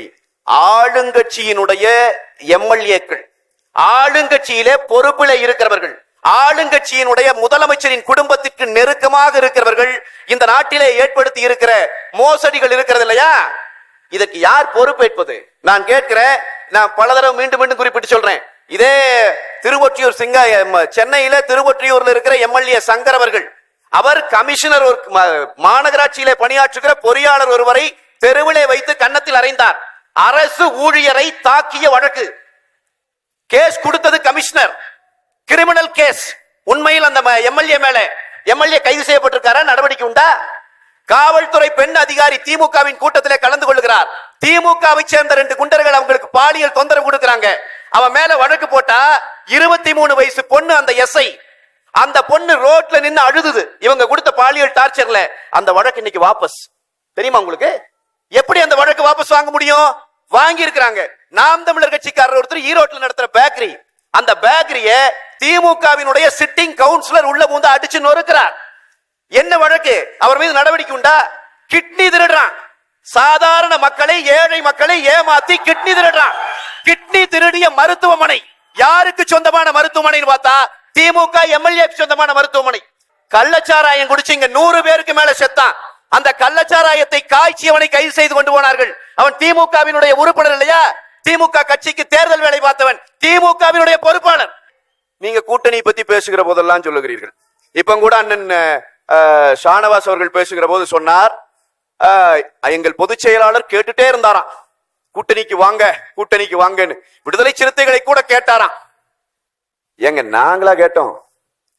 நீங்க தான் துணை பொதுச் செயலாளர் ஒருத்தரை வச்சு இந்த திமுக கிட்ட இருந்து தப்பிச்சா போதும்னு பேச வச்சீங்க. அப்புறம் ஸ்டாலின் சொன்னாரு துணை பொதுச் செயலாளரையே கட்சி விட்டு அனுப்பிட்டீங்க, பக்கத்து கட்சிக்கு போயிட்டாரு. நீங்க கேட்டது தானுங்க. நீங்க திமுகவிடம் சரணாகதி அடைந்து கிடக்கிறீர்கள் என்பதற்கு இதை விட என்ன எடுத்துக்காட்டு வேணும்? இந்த ஒரு வாரத்துக்கு முன்னாடி பார்த்தோமே கூட்டணி, ஸ்ட்ராங்கா இருக்கிற கூட்டணி பாத்தீங்களா? எல்லாரும் முதலமைச்சர் எவ்வளவு தூரம் இந்த கூட்டணி ஜெல்லா இருக்குதுங்கிறதுக்கு போன வாரம் புதிய தலைமுறையில அண்ணன் வன்னியரசு பேசி இருக்கிறார். விடுதலை சிறுத்தைகள் கட்சியினுடைய மிக முக்கிய தலைவர். காங்கிரஸ் கட்சியில் நிறைய குளறுபடிகள், முரண்பாடுகள், கோஷ்டி பிரச்சனைகள் உள்ளன. சொந்த கட்சி பிரச்சனையை செல்வ பெருந்தகை தீர்க்க முயன்றால் கட்சிக்கு நல்லது. செல்வ பெருந்தகையின் பேச்சில் நல்ல நோக்கம் இல்லை என்பது என் நம்பிக்கை. இதையெல்லாம் சொல்லிட்டு இன்னொரு செய்தி சொல்லியிருக்காரு. தாழ்த்தப்பட்டோர் மீது தாக்குதல் நடந்த போது செல்வ பெருந்தகை போராட்டம் நடத்தியுள்ளாரா? எதையும் செய்யாமல் 5 ஆண்டுகளா. இப்போது பேசுவது விளம்பர ஸ்டண்ட் அரசியல். செல்வ பெருந்தகைக்கு ஏன் இந்த மீடியேட்டர் வேலை? திருமாவளவனுக்கு ஆலோசனை சொல்லும் அளவுக்கு செல்வ பெருந்தகை வளரவில்லை. கூட்டணி எப்படி ஜெல்லா இருக்குது பாத்தீங்களா? கூட்டணி ஜெல்லு. இதுக்கு அண்ணன் செல்வ பெருந்தகை பதில் சொல்றாரு. விசிக வன்னியரசு அரைவேக்காட்டுத்தனமாக பேசுவதை நிறுத்திக் கொள்ள வேண்டும். நாங்கள் சொன்னால் இந்த தோழர்கள் இப்பொழுது எழுந்து சண்டை போட்டு என்னை பேசவே விட மாட்டாங்க. ஆனா இன்னைக்கு, போன வாரம் பேசுனீங்க, போன தேர்தலில் பேசுனீங்க, அது கூட்டணி வருகிற போது சூழலுக்கு ஏற்ப, அரசியல் சூழலுக்கு ஏற்ப முடிவெடுப்போம். ஆனா கூட்டணி அமைச்ச பிறகு போன வாரம் இவங்க பேசுனது. நான் சொல்லுகிறேன், மதிமுக காங்கிரசுக்கு இடையே மோதல், விடுதலை சிறுத்தைகள் காங்கிரஸ் இடையே மோதல், காங்கிரசுக்கும் திமுக இடையே மோதல். எனக்கு முன்னாடி அண்ணன் வன்னிய இவர் மரியாதைக்குரிய ஷானவாஸ் சொன்னாரு, மோடி அவர்கள் வருகிற போது தமிழ்நாட்டிற்கு ஏதாவது நல்ல திட்டங்களை அறிவித்தாரா? அவசரப்படாதீங்க, இன்னும் வருவாரு, இன்னும் நிறைய முறை வருவாரு, நிறைய திட்டங்களை அறிவிக்க போறாரு, அது ஒண்ணு. ஆனா தமிழ்நாட்டு மக்களுக்கு நாங்கள் நல்லது செய்வோம் என்று சொல்லுகிற இந்த ஐஎன்டி கூட்டணி, இண்டு கூட்டணி, இந்த கூட்டணி அதனுடைய தலைவர் சரியோ தப்போ எங்களுக்கும் சேர்த்துத்தான் முதலமைச்சர் மு.க. ஸ்டாலின் அவர்கள். அவரை அன்பாலோவே பண்ணிட்டு போயிட்டாரு. முதலமைச்சரையே அன்பாலோ பண்ணிட்டாரு. மக்களுக்கு என்ன பண்ணுவீங்க நாளைக்கு வந்தா? இதே முதலமைச்சர் சொல்லுகிறார், நம்முடைய முதலமைச்சர் சட்டமன்றத்திலே சொல்லுகிறார், ஏன் நீட் சம்பந்தமாக நீங்கள் தவறான வாக்குறுதியை கொடுத்தீர்கள், ஏன் நீட் தேர்வை உங்களால் ஒழிக்க முடியல கேட்டா அவர் சொல்றாரு, நாங்க என்ன பண்றது, இந்தியா கூட்டணி வந்துரும், ஜெயிச்சு வந்துருவோம் நினைச்சோம், வரல, நாங்க என்ன பண்றது? இப்ப நாங்க ஸ்டாலின் அவர்களுக்கு அன்பாக சொல்லுவது, கட்டாயமா 2029 வரைக்கும் இந்திய கூட்டணி வரப்போறது வாய்ப்பு இல்லை. அதற்கு அப்புறமும் வாய்ப்பே இல்லை. எனவே உங்களால் செய்ய முடியாது என்பது தெரிந்த பிறகு இந்த முறை எதற்காக நீங்க வாக்குறுதி கொடுக்கணும்? எதற்கு முதல்ல நீங்க தேர்தலை சந்திக்கணும்? அதனால முழுமையாக சட்டம் ஒழுங்கை பாதுகாப்பதிலே, இந்த கள்ளச்சந்தைகளை கட்டுப்படுத்துவதிலே, ஊழல் எல்லாத்திலையும் முழுமையா தோற்று போய்விட்ட ஒரு அரசாங்கம் வெறும் விளம்பரத்தை வைத்துக் கொண்டு இன்றைக்கு இந்த அரசாங்கம் ஒரே ஒரு செய்தி சொல்லி முடிச்சார். ஒரு கேள்வி பாஜகவை கூட்டணியில் வைத்திருப்பதாலேயே அதிமுகவுக்கு இந்த தேர்தலில் பின்னடைவு என்றுதானே வாதம் வைக்கிறார்கள். பாஜகவை கூட்டணியில் சேர்த்து கொண்டதால் உங்களால் களத்துல முந்தி இருக்க முடியாம போய்விட்டதா? இல்ல, இது தொடர்ச்சியா இந்த குற்றச்சாட்டு வைக்கிறாங்க. அவங்க எப்பவுமே அதிமுக என்ன பிரச்சனை, ஏற்கனவே ஒரு இதுல சொன்னேன். இந்த பள்ளிக்கூடத்து பசங்க கட்டுரை எழுதுறதுக்கு போகும்போது நம்ம பையன் தென்னை மரத்தை பத்தி படிச்சுட்டு போயிருப்பான் கட்டுரைக்கு. அங்க போன கேள்வி பசுமாட்டை பத்தி வந்துடும். இந்த பையன் பசுமாட்டை பத்தி படிச்சுட்டு போய் தென்னை மரத்தை வந்து பையன் பசுமாட்டை பத்தி தான் படிச்சிருப்பான், கேள்வி தென்னை மரம். இவன் என்ன பண்ணுவான்னா பசுமாட்டை பத்தி முழுசா எழுதி கடைசி வரியில இவ்வளவு அருமையான பசுமாட்டை கட்டி வைப்பதற்கு தென்னை மரம் பயன்படுகிறதுன்னு எழுதி வச்சுட்டு வந்தான். அந்த மாதிரி அதிமுக மேல என்னங்க குறைன்னு கேட்டா, அதிமுக ஆட்சியில என்னங்க குறைன்னு கேட்டா, எங்க 11 மருத்துவக் கல்லூரி கொண்டு வந்தோம், 68 அரசு கலைக்கல்லூரி கொண்டு வந்தோம், 7 சட்டக்கல்லூரி கொண்டு வந்தோம், வேளாண் பல்கலைக்கழகம் கொண்டு வந்தோம், கால்நடை வளர்ப்பு கல்லூரி கொண்டு வந்தோம், 33 கூட்டு குடிநீர் திட்டங்களை நாங்கள் நிறைவேற்றி கொடுத்தோம், 2000 அம்மா மினி கிளினிக் கொடுத்தோம், 2 வருஷத்துல எடப்பாடியார் செய்த சாதனை இத்தனையும் சொல்லி என்னங்க குறைன்னு கேட்டா, இவங்க நம்மள சொல்றது இல்ல, அதிமுக சொல்றது இல்ல. பிஜேபி மணிப்பூரிலே பார்த்தீங்களா, குஜராத்திலே பார்த்தீர்களா, அங்கே பார்த்தீர்களா, அமெரிக்காவை பார்த்தீர்களா, கடைசியா திரும்பி அந்த பிஜேபியோட கூட்டணியில் இருப்பதால் உங்களை ஏற்று நான் சொல்லுகிறேன். திரு சானவாஸ் அவர்கள் கேட்ட கேள்விக்கே நான் பதில் சொல்றேன். பாரதிய ஜனதாவை இவ்வளவு நீங்க விமர்சனம் வைக்கிறீங்கல்ல, இதே விமர்சனத்தை நேருக்கு நேரா நீங்க இருக்கிற காங்கிரஸ் கட்சி மேல நான் வைக்கிறேன். நீங்க பதில் சொல்லுங்க பாப்போம். இந்த நீட் தேர்வை ஏன் பாரதிய ஜனதா சட்டமன்ற உறுப்பினர் 4 பேர் புறக்கணிச்சாங்கிறீங்க? அது அண்ணன் பதில் சொல்லுவார், சொல்லட்டும். நான் சொல்றேன், இந்த நீட் தேர்வை இந்தியாவிற்குள்ளே கொண்டு இந்த நீட் தேர்வு இன்னைக்கு இருப்பதற்கு காரணமாக இருப்பதே காங்கிரஸா இல்லையா? அந்த காங்கிரஸோட உங்களுக்கு என்ன வேலை? பாரதிய ஜனதா பத்தி பேசி பாரதிய ஜனதாவை நீங்க பேசுகிற போது அதிமுக ஒப்பிடக்கூடாது, திமுக ஒப்பிடு, காங்கிரஸ் ஒப்பிடுங்க. நீங்க சமஸ்கிருதத்துக்கு நிதி ஒதுக்குனாங்க, இந்திக்கு நிதி ஒதுக்குனாங்க. தயவு செய்து காங்கிரஸ் ஆட்சி காலத்தில் எவ்வளவு நிதி சமஸ்கிருதத்துக்கு, இந்திக்கு, தமிழுக்கு ஒதுக்கப்பட்டதுன்னு கொடுங்க சார். இல்ல நாளைக்கு வந்தாலும் செய்யுமா காங்கிரஸ்? காங்கிரஸ் நாட்டிலிருந்து முழுமையா அழிஞ்ச பிறகு இப்ப வேற வழியே இல்லைங்கிற போது தமிழ்நாட்டில் தன்னை தற்காத்துக் கொள்வதற்காக போலியான வாக்குறுதிகளை அள்ளி வீசிக் கொண்டிருக்கிறது. அதை இவங்க எடுத்துட்டு இப்படியான ஒரு பொய் பிரச்சாரத்தை செய்கிறார்கள். 5 ஆண்டு கால இவர்களுடைய ஆட்சி முழுமையாக தோற்று போயிருக்கிறது. அரசுக்கு சொந்தமானவர்கள், அரசை நடத்துகிறவர்களே, நான் ரொம்ப மனவேதனையோடு சொல்லுகிறேன், சட்டவிரோதிகளாக மாறி இருக்கிறார்கள் என்பதுதான் சத்தியம். திரு எழிலரசு, எப்படியாவது 2வது முறையும் மீண்டும் ஆட்சி பொறுப்புக்கு வந்துவிட வேண்டும் என்று மெகா கூட்டணியை கட்டமைத்து இருக்கிறீர்கள். ஆனால் ஆட்சிக்கு எதிரான மனநிலை மக்கள்கிட்ட அதிகமாக இருக்கிறது. எவ்வளவு கட்சிகளை சேர்த்து கொண்டு கூட்டணி அமைத்திருக்கிறோம் என்பது முக்கியம் அல்ல, மக்கள் யார் பக்கம் இருக்கிறார்கள் என்பதுதான் முக்கியம் என்று அதிமுக நம்பிக்கையோடு இருப்பதாக தெரிகிறது. திமுக அரசு ஏன் தொடர வேண்டும் அப்படின்றதான் முதல் கேள்வியா இருக்கும். ஒரு ஆட்சி அமைய வேண்டும் என்பதற்காக தேர்தலில் 5 ஆண்டுகளுக்கு ஒரு முறை வைக்கும் பொழுது ஒரு ஆட்சிக்காக எந்தெந்தெல்லாம் கட்சிகள் வாய்ப்பு இருக்கோ அதில் போட்டியிடுவது என்பது அரசியல் மாண்பு. அந்த வகையில் ஏன் ஒரு கட்சி தொடர்ந்து செயல்பட வேண்டும் என்பதுதான் மிக முக்கியம். ஒரு 5 ஆண்டுக்கு ஒரு முறை மாறணுன்றது வேற. மாறணும்னா எப்படின்னா செயல்படாத போது மாறணும்னு. ஆனால் செயல்பட்டு இருக்கக்கூடிய ஒரு அரசு தான் தொடர வேண்டும் என்று மக்களிடம் இருக்கக்கூடிய பெரும் வாய்ப்பையும் எதிர்பார்ப்பையும் தான் எங்களுடைய முதலமைச்சர் அதை எடுத்து வைத்து ஸ்டாலின் தொடரட்டும், தமிழ்நாடு வெல்லட்டும் என்று சொல்லியிருக்கிறார். தமிழ்நாடு அல்ல, ஒட்டுமொத்த இந்தியாவையும் துரோகம் செய்துவிட்ட பாஜகவே 2வது முறை முடிச்சு 3ஆம் முறை ஆட்சியில உட்கார்ந்து இருக்குன்னா, தமிழ்நாட்டுக்கு இத்தனை திட்டங்களை செய்திருக்கக்கூடிய விடியல் பயணத்தில், அதே போல தமிழ் புதல்வன், புதுமை பெண் திட்டம், நான் முதல்வன் திட்டம், கலைஞர் மகளிர் உரிமை திட்டம், கலைஞர் கலவு இல்லம் திட்டம், அப்படின்னு எண்ணிலடங்காத திட்டம், முதலமைச்சர் காலை உணவு திட்டம்னு பல திட்டங்களை செய்திருக்கக்கூடியது. பொருளாதார வளர்ச்சியில 11.19% என்று ஒன்றிய அரசினுடைய நிதி ஆயோக் வெளியிட்டிருக்கக்கூடியது. ஆர்பிஐ வெளியிட்டிருக்கக்கூடிய 16.9 என்ற பெரும் வளர்ச்சியை பெற்றிருக்கக்கூடிய ஜிஎஸ்டிபி 16.9 என்பதையும் நிதி ஆயோக்கும் ஆர்பிஐயும் வெளியிட்டிருக்கக்கூடியது. இன்றைக்கு பொருளாதாரத்தில் மிகப்பெரிய முன்னேறிய மாநிலமாக தமிழ்நாடு இருக்கிறது. அதனால்தான் தமிழ்நாட்டில் மீண்டும் திமுக ஆட்சிக்கு வர வேண்டும் என்பது. இல்ல தமிழ்நாட்டுல அதையும் கடந்து இன்னொரு விஷயமும் இருக்கு. அப்ப மீண்டும் வர வேண்டியதற்கு இன்னொரு காரணம் எது என்று சொன்னால், ஒரு பக்கம் தமிழ்நாட்டை வளர்ச்சி பாதைக்கு திமுக கொண்டு செல்கிற பொழுது, ஒரு பக்கம் தமிழ்நாட்டையும் தமிழர்கள் உரிமையும் தமிழர்களுடைய மொழியையும் இனத்தையும் அழிப்பதற்காக பாஜக கூட்டம் முற்படுகிற பொழுது அதை காப்பாற்றுகின்ற வலிமை மிக்க தலைவர் எங்களுடைய முதலமைச்சர் என்ற காரணத்தினால்தான் இரண்டாவது காரணமாக சொல்ல வேண்டியது. நான் எனக்கு என்ன ஆச்சரியன்னா, என்னுடைய அருமை சகோதரர் கல்யாண சுந்தரம் அவர்கள் பேசுகிற பொழுதெல்லாம் மீண்டும் மீண்டும் பாஜகவுக்காக வரிந்து கட்டி கொண்டு பேசுகிற போதுதான் எனக்கு வருத்தமாக இருக்கிறது. அதிமுகவுக்காக பேசினால் கூட பரவாயில்ல, பாஜகவை தோளிலே சுமந்து கொண்டு பேசாதீர்கள் என்றுதான் என்னுடைய வேண்டுகோள். இல்ல தமிழ்நாட்டை தேர்வை தமிழ்நாட்டை வளர்ச்சி பாதையில நாங்க கொண்டு செலுத்தி இருக்கோம், முன்னேற்ற பாதையில கொண்டு செலுத்தி இருக்கோம், நிறைய திட்டங்களை நாங்க செயல்படுத்தி இருக்கிறோம்னு சொல்லக்கூடிய திமுக அதையே நம்பி தேர்தல்ல களம் இறங்கலாமே. ஏன் 21 கட்சிகளோடு மெகா கூட்டணியை கட்டமைக்கணும்? தோல்வி பயமா திமுகவுக்கு அப்படின்னு கேட்க. தேர்தல் களம் என்பது மிக முக்கியமானது. மக்களுடைய ஏகோபித்த ஆதரவு வேண்டும். நாங்களாம் முடிவெடுக்கிறது இல்லை. அடுத்த தேர்தலை முடிவெடுக்கின்ற பொழுது மக்களுடைய வாக்கு பெற வேண்டும் என்றால், யாரெல்லாம் மக்களோடு இருக்கிறார்களோ அவர்கள் அத்தனை பேரும் எங்களோடு வாருங்கள் என்றோம். யாரெல்லாம் தமிழ்நாட்டை காக்க வேண்டும் என்று கிடைக்கிறார்களோ அவர்கள் எல்லாம் எங்களோடு வாருங்கள் என்றோம். யாரெல்லாம் கீழடியை மறைக்க பார்க்கிறார்களோ அவரை எதிர்க்கக்கூடியவர்களாம் வாங்கள் எங்களோடு என்கிறோம். யாரெல்லாம் தமிழ் மொழிக்கு எதிராக இருக்கிறார்களோ அவர்களை எதிர்த்து போராடக்கூடிய வலிமை மிக்கவர்கள் சிறு குறும்பா இருந்தாலும் வாருங்கள் என்று அழைக்கிறோம். இதுல என்ன தப்பு? தமிழ்நாட்டுக்கு எதிராக மிகப்பெரிய மோசடியும், தமிழ்நாட்டை அழிப்பதற்கும், தமிழ்நாட்டை குட்டிச்சோறு ஆக்குவதற்கும், தமிழ்நாட்டை எந்த வகையிலும் வளரவிடக் கூடாது என்பதற்காக வரி தருவதிலிருந்து வரி பகிர்வில் தரமாட்டேன், பேரிடர் நிதி தரமாட்டேன், கல்விக்கான நிதி தரமாட்டேன், மொழிக்கான நிதி தரமாட்டேன், கீழடியை மறைப்பேன் அப்படின்னு சொல்லக்கூடியவர்களை எதிர்க்கக்கூடியவர் யாரெல்லாம் இருக்கார்களோ அதிமுக உள்பட வந்தா கூட வாங்கன்ற இன்னைக்கு.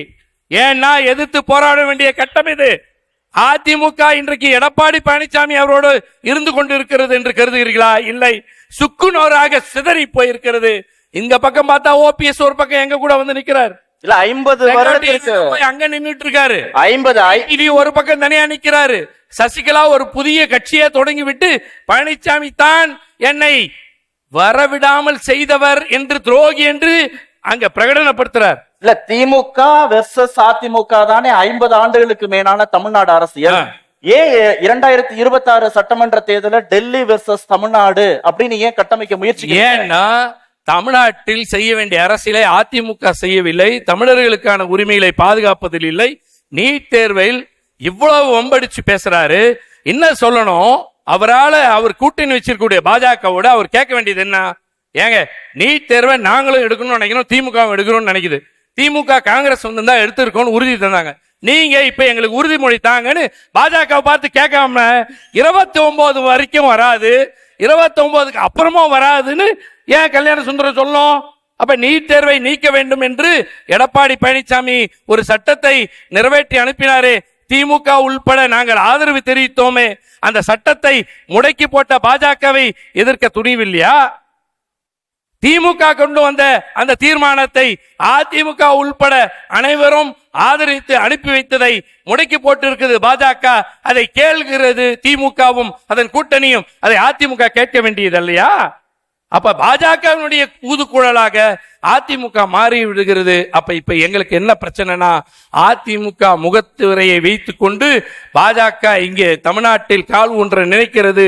அது கூடாது என்று சொல்லுகிற பொழுது மக்களுக்கு விழிப்புணர்வு ஏற்படுத்துகிறோம். திமுக விசஸ் அதிமுக அல்ல, இனி தமிழ்நாடு விசஸ் டெல்லி ஆதிக்கம். தமிழ்நாடு விசஸ் என்டிஏ கூட்டணி.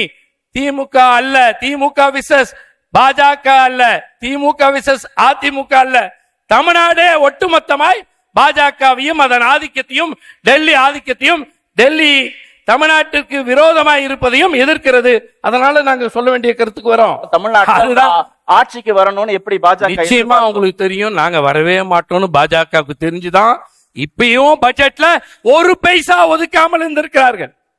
தமிழ்நாட்டிற்கு அவர்கள் 0 கொடுத்தார்கள், தமிழ்நாடு அவர்களுக்கு 0 கொடுப்பது உறுதி. அவங்களுக்கு தெரியும் தமிழ்நாட்டில் என்ன நினைத்தாலும் இது அண்ணாவினுடைய மண், அண்ணாவுடைய மண்ணில் கண்டிப்பாக பாஜகவில் கால ஊன்ற முடியாது என்பதை பாஜகவுக்கு தெரியும்.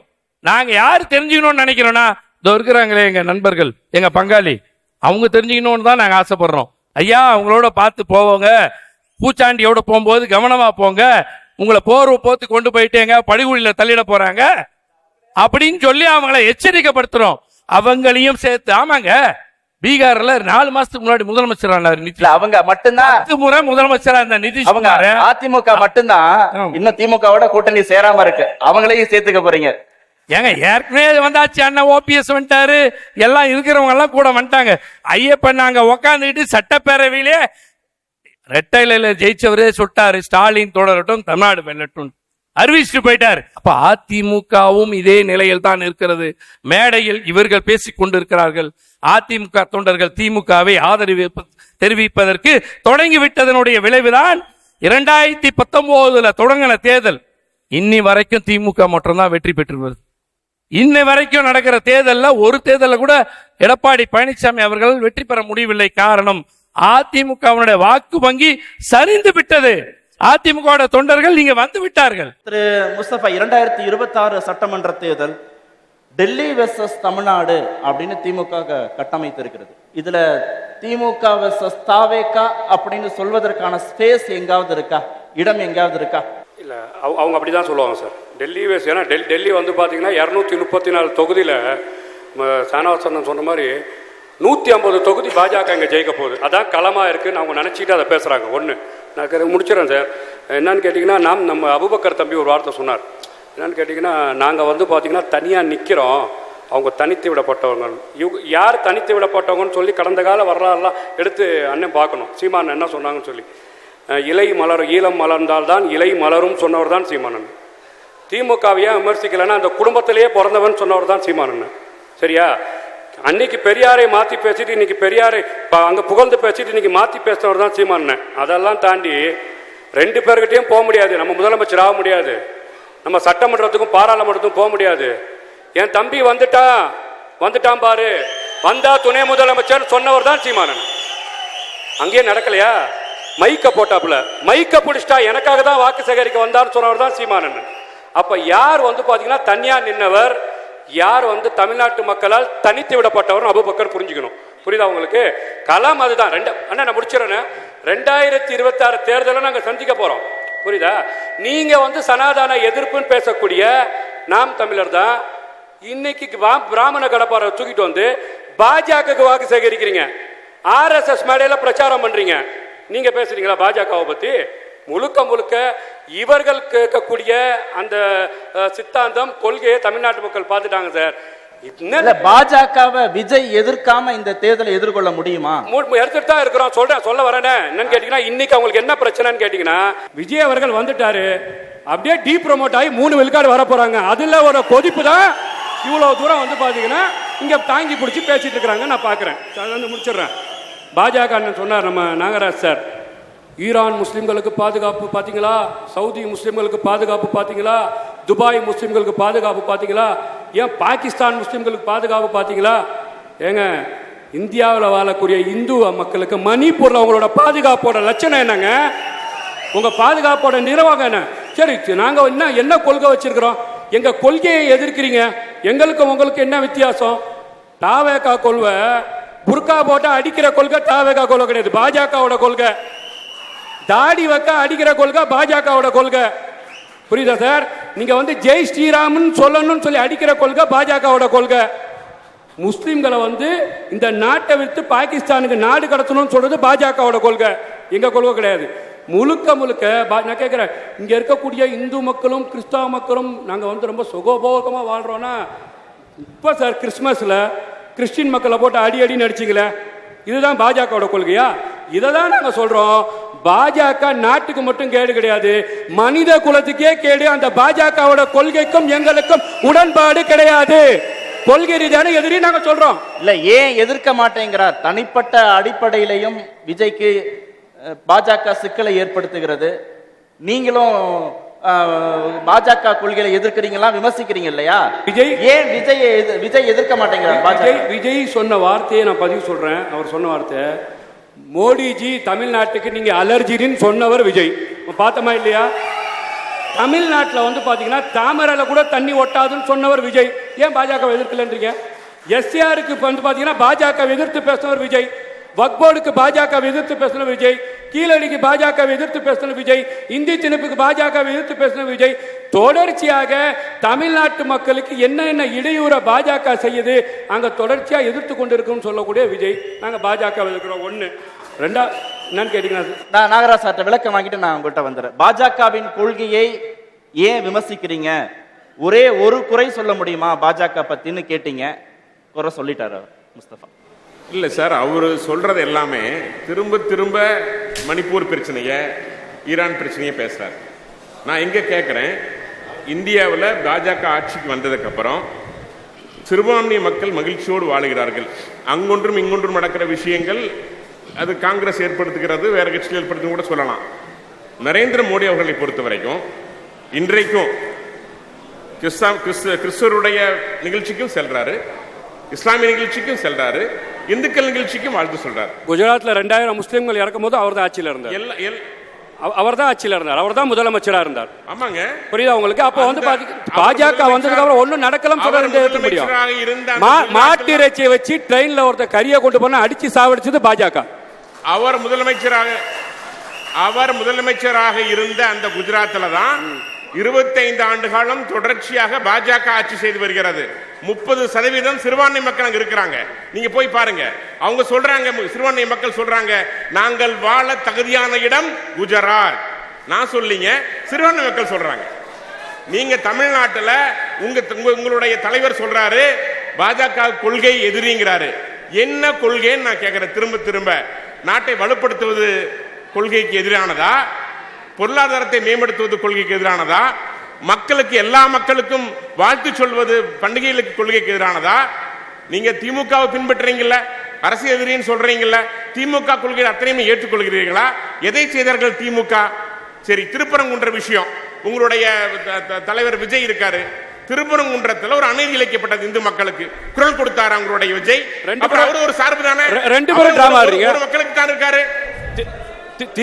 திருப்பரங்குன்ற விஷயத்துல திமுக வந்து பாத்தீங்கன்னா முஸ்லிம்களுக்கு ஆதரவா இருக்கிறேன்னு சொல்லி நான் கேட்கிறேன். திருப்பரங்குன்றத்துல வந்து பாத்தீங்கன்னா தீபம் ஏத்துனதே கிடையாது.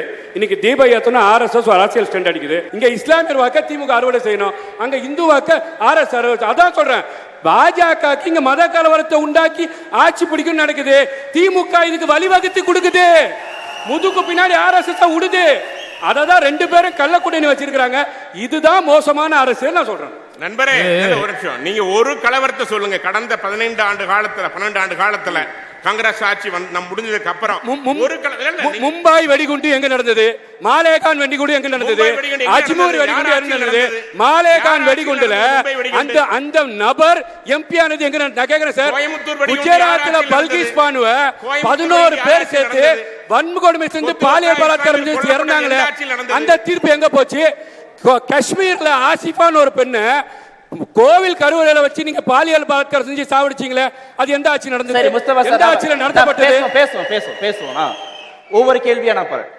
திரு முஸ்தபா வச்சிருக்கக்கூடிய கேள்வி ரொம்ப முக்கியமானது. திரு எழிலரசன், தமிழ்நாட்டில் பாஜக வளர்வதற்கு திமுக தான் வழி ஏற்படுத்தி கொடுக்குது, தங்களுடைய அரசியல் லாபத்திற்காக பாஜக வளர்ச்சியை அது கூர்மைப்படுத்துது.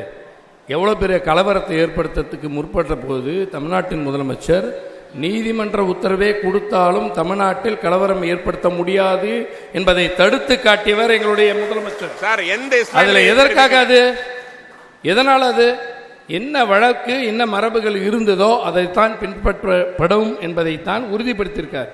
இவங்க சொல்ற மாதிரி அந்த இடத்துல தீப ஏத்துற பழக்கம் கிடையாது என்பதை உறுதிப்பட செய்து நீதிமன்ற தீர்ப்பை அமுல்படுத்த வேண்டிய பொறுப்பு ஒரு முதலமைச்சருக்கு இருக்கா இல்லையா? கிடையாது.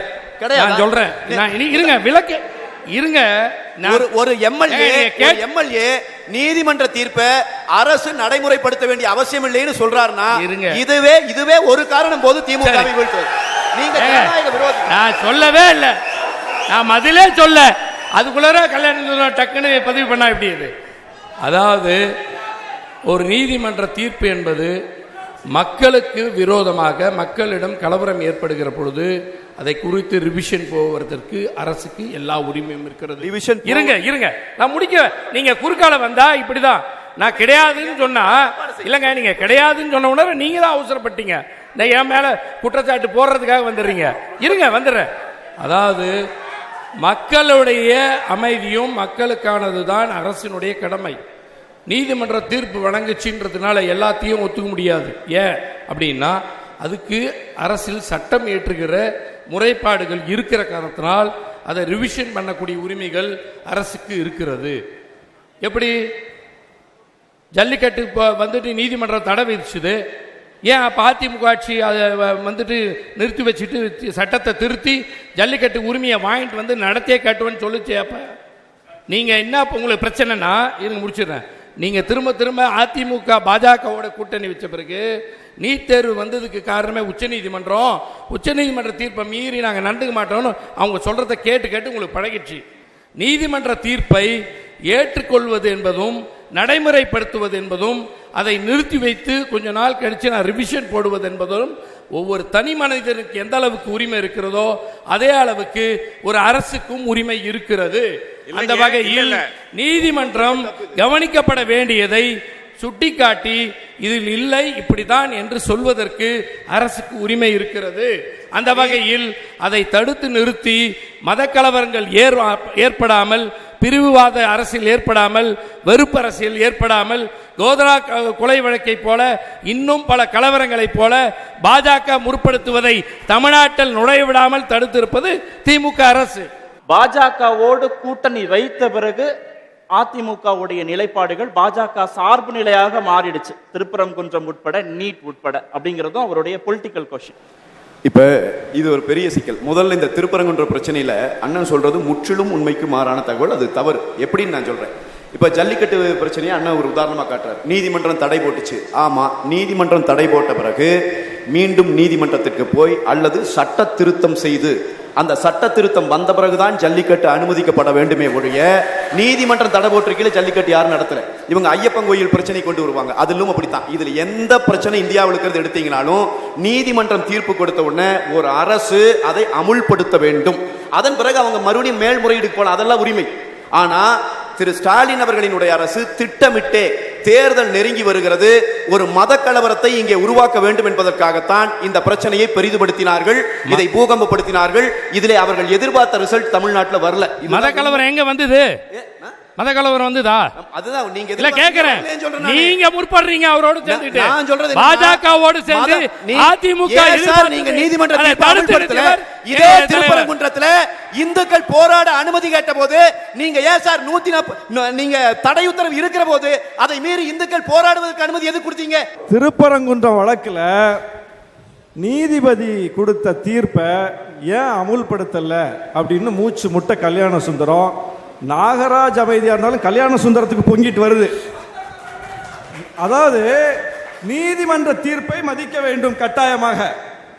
அந்த நீதிமன்ற தீர்ப்பு புரட்சியாளர் அம்பேத்கர் எழுதிய அரசியலமைப்பு சட்டத்தின்படி இருக்க வேண்டும். ஆனால் தீர்ப்பு கொடுத்த நீதிபதி என்ன தெரியுமா சொன்னாரு? நான் அம்பேத்கர் தந்த சட்டப்படி தீர்ப்பு சொன்னேன்னு சொல்லல. என்னுடைய எஞ்சிய பதவி காலத்தை சனாதனத்தின் அடிப்படையில் நான் கழிப்பேன்னு சொல்றார். அப்படிப்பட்ட நீதிபதி திருப்பரங்குன்ற விஷயத்துல அம்பேத்கர் சட்டப்படி தீர்ப்பை சொன்னாரா, சனாதன தர்மத்தின் அடிப்படையில் தீர்ப்பை சொன்னாரா? அயோத்தி வழக்கில் பாபர் மசூதி இடத்துல ராமர் கோயில் கட்டலாம்னு தீர்ப்பு சொன்ன நீதிபதி வெளியே போய் என்ன சொன்னாரு? கடவுள் என் கனவில் வந்து சொன்னார், நான் தீர்ப்பை சொன்னேன்னு சொன்னாரு. என்னடா இது அநியாயமா இருக்கு? ஒவ்வொரு நீதிபதிக்கும் ஒவ்வொரு கடவுள் நம்பிக்கை இருக்கும். அந்த நம்பிக்கையின் பிரகாரம் ஒவ்வொரு நீதிபதியும் தீர்ப்பு சொல்ல ஆரம்பிச்சா இந்திய ஜனநாயகம் எவ்வளவு மோசமா போகும். இப்படி ஒரு நீதிபதி சொல்லலாமா? சட்டப்படி சொன்னேன்னு சொல்லணும். கடவுள் கனவுல வந்து சொன்னேன்னு சொன்னார் ஒரு நீதிபதி. இவ்வளவு கேடு கட்டு கேவலமா போன இந்த தீர்ப்புகளை வச்சுட்டு அதிமுக வந்து மல்ல கட்டுதிக்க. நான் என்ன சொல்றேன்?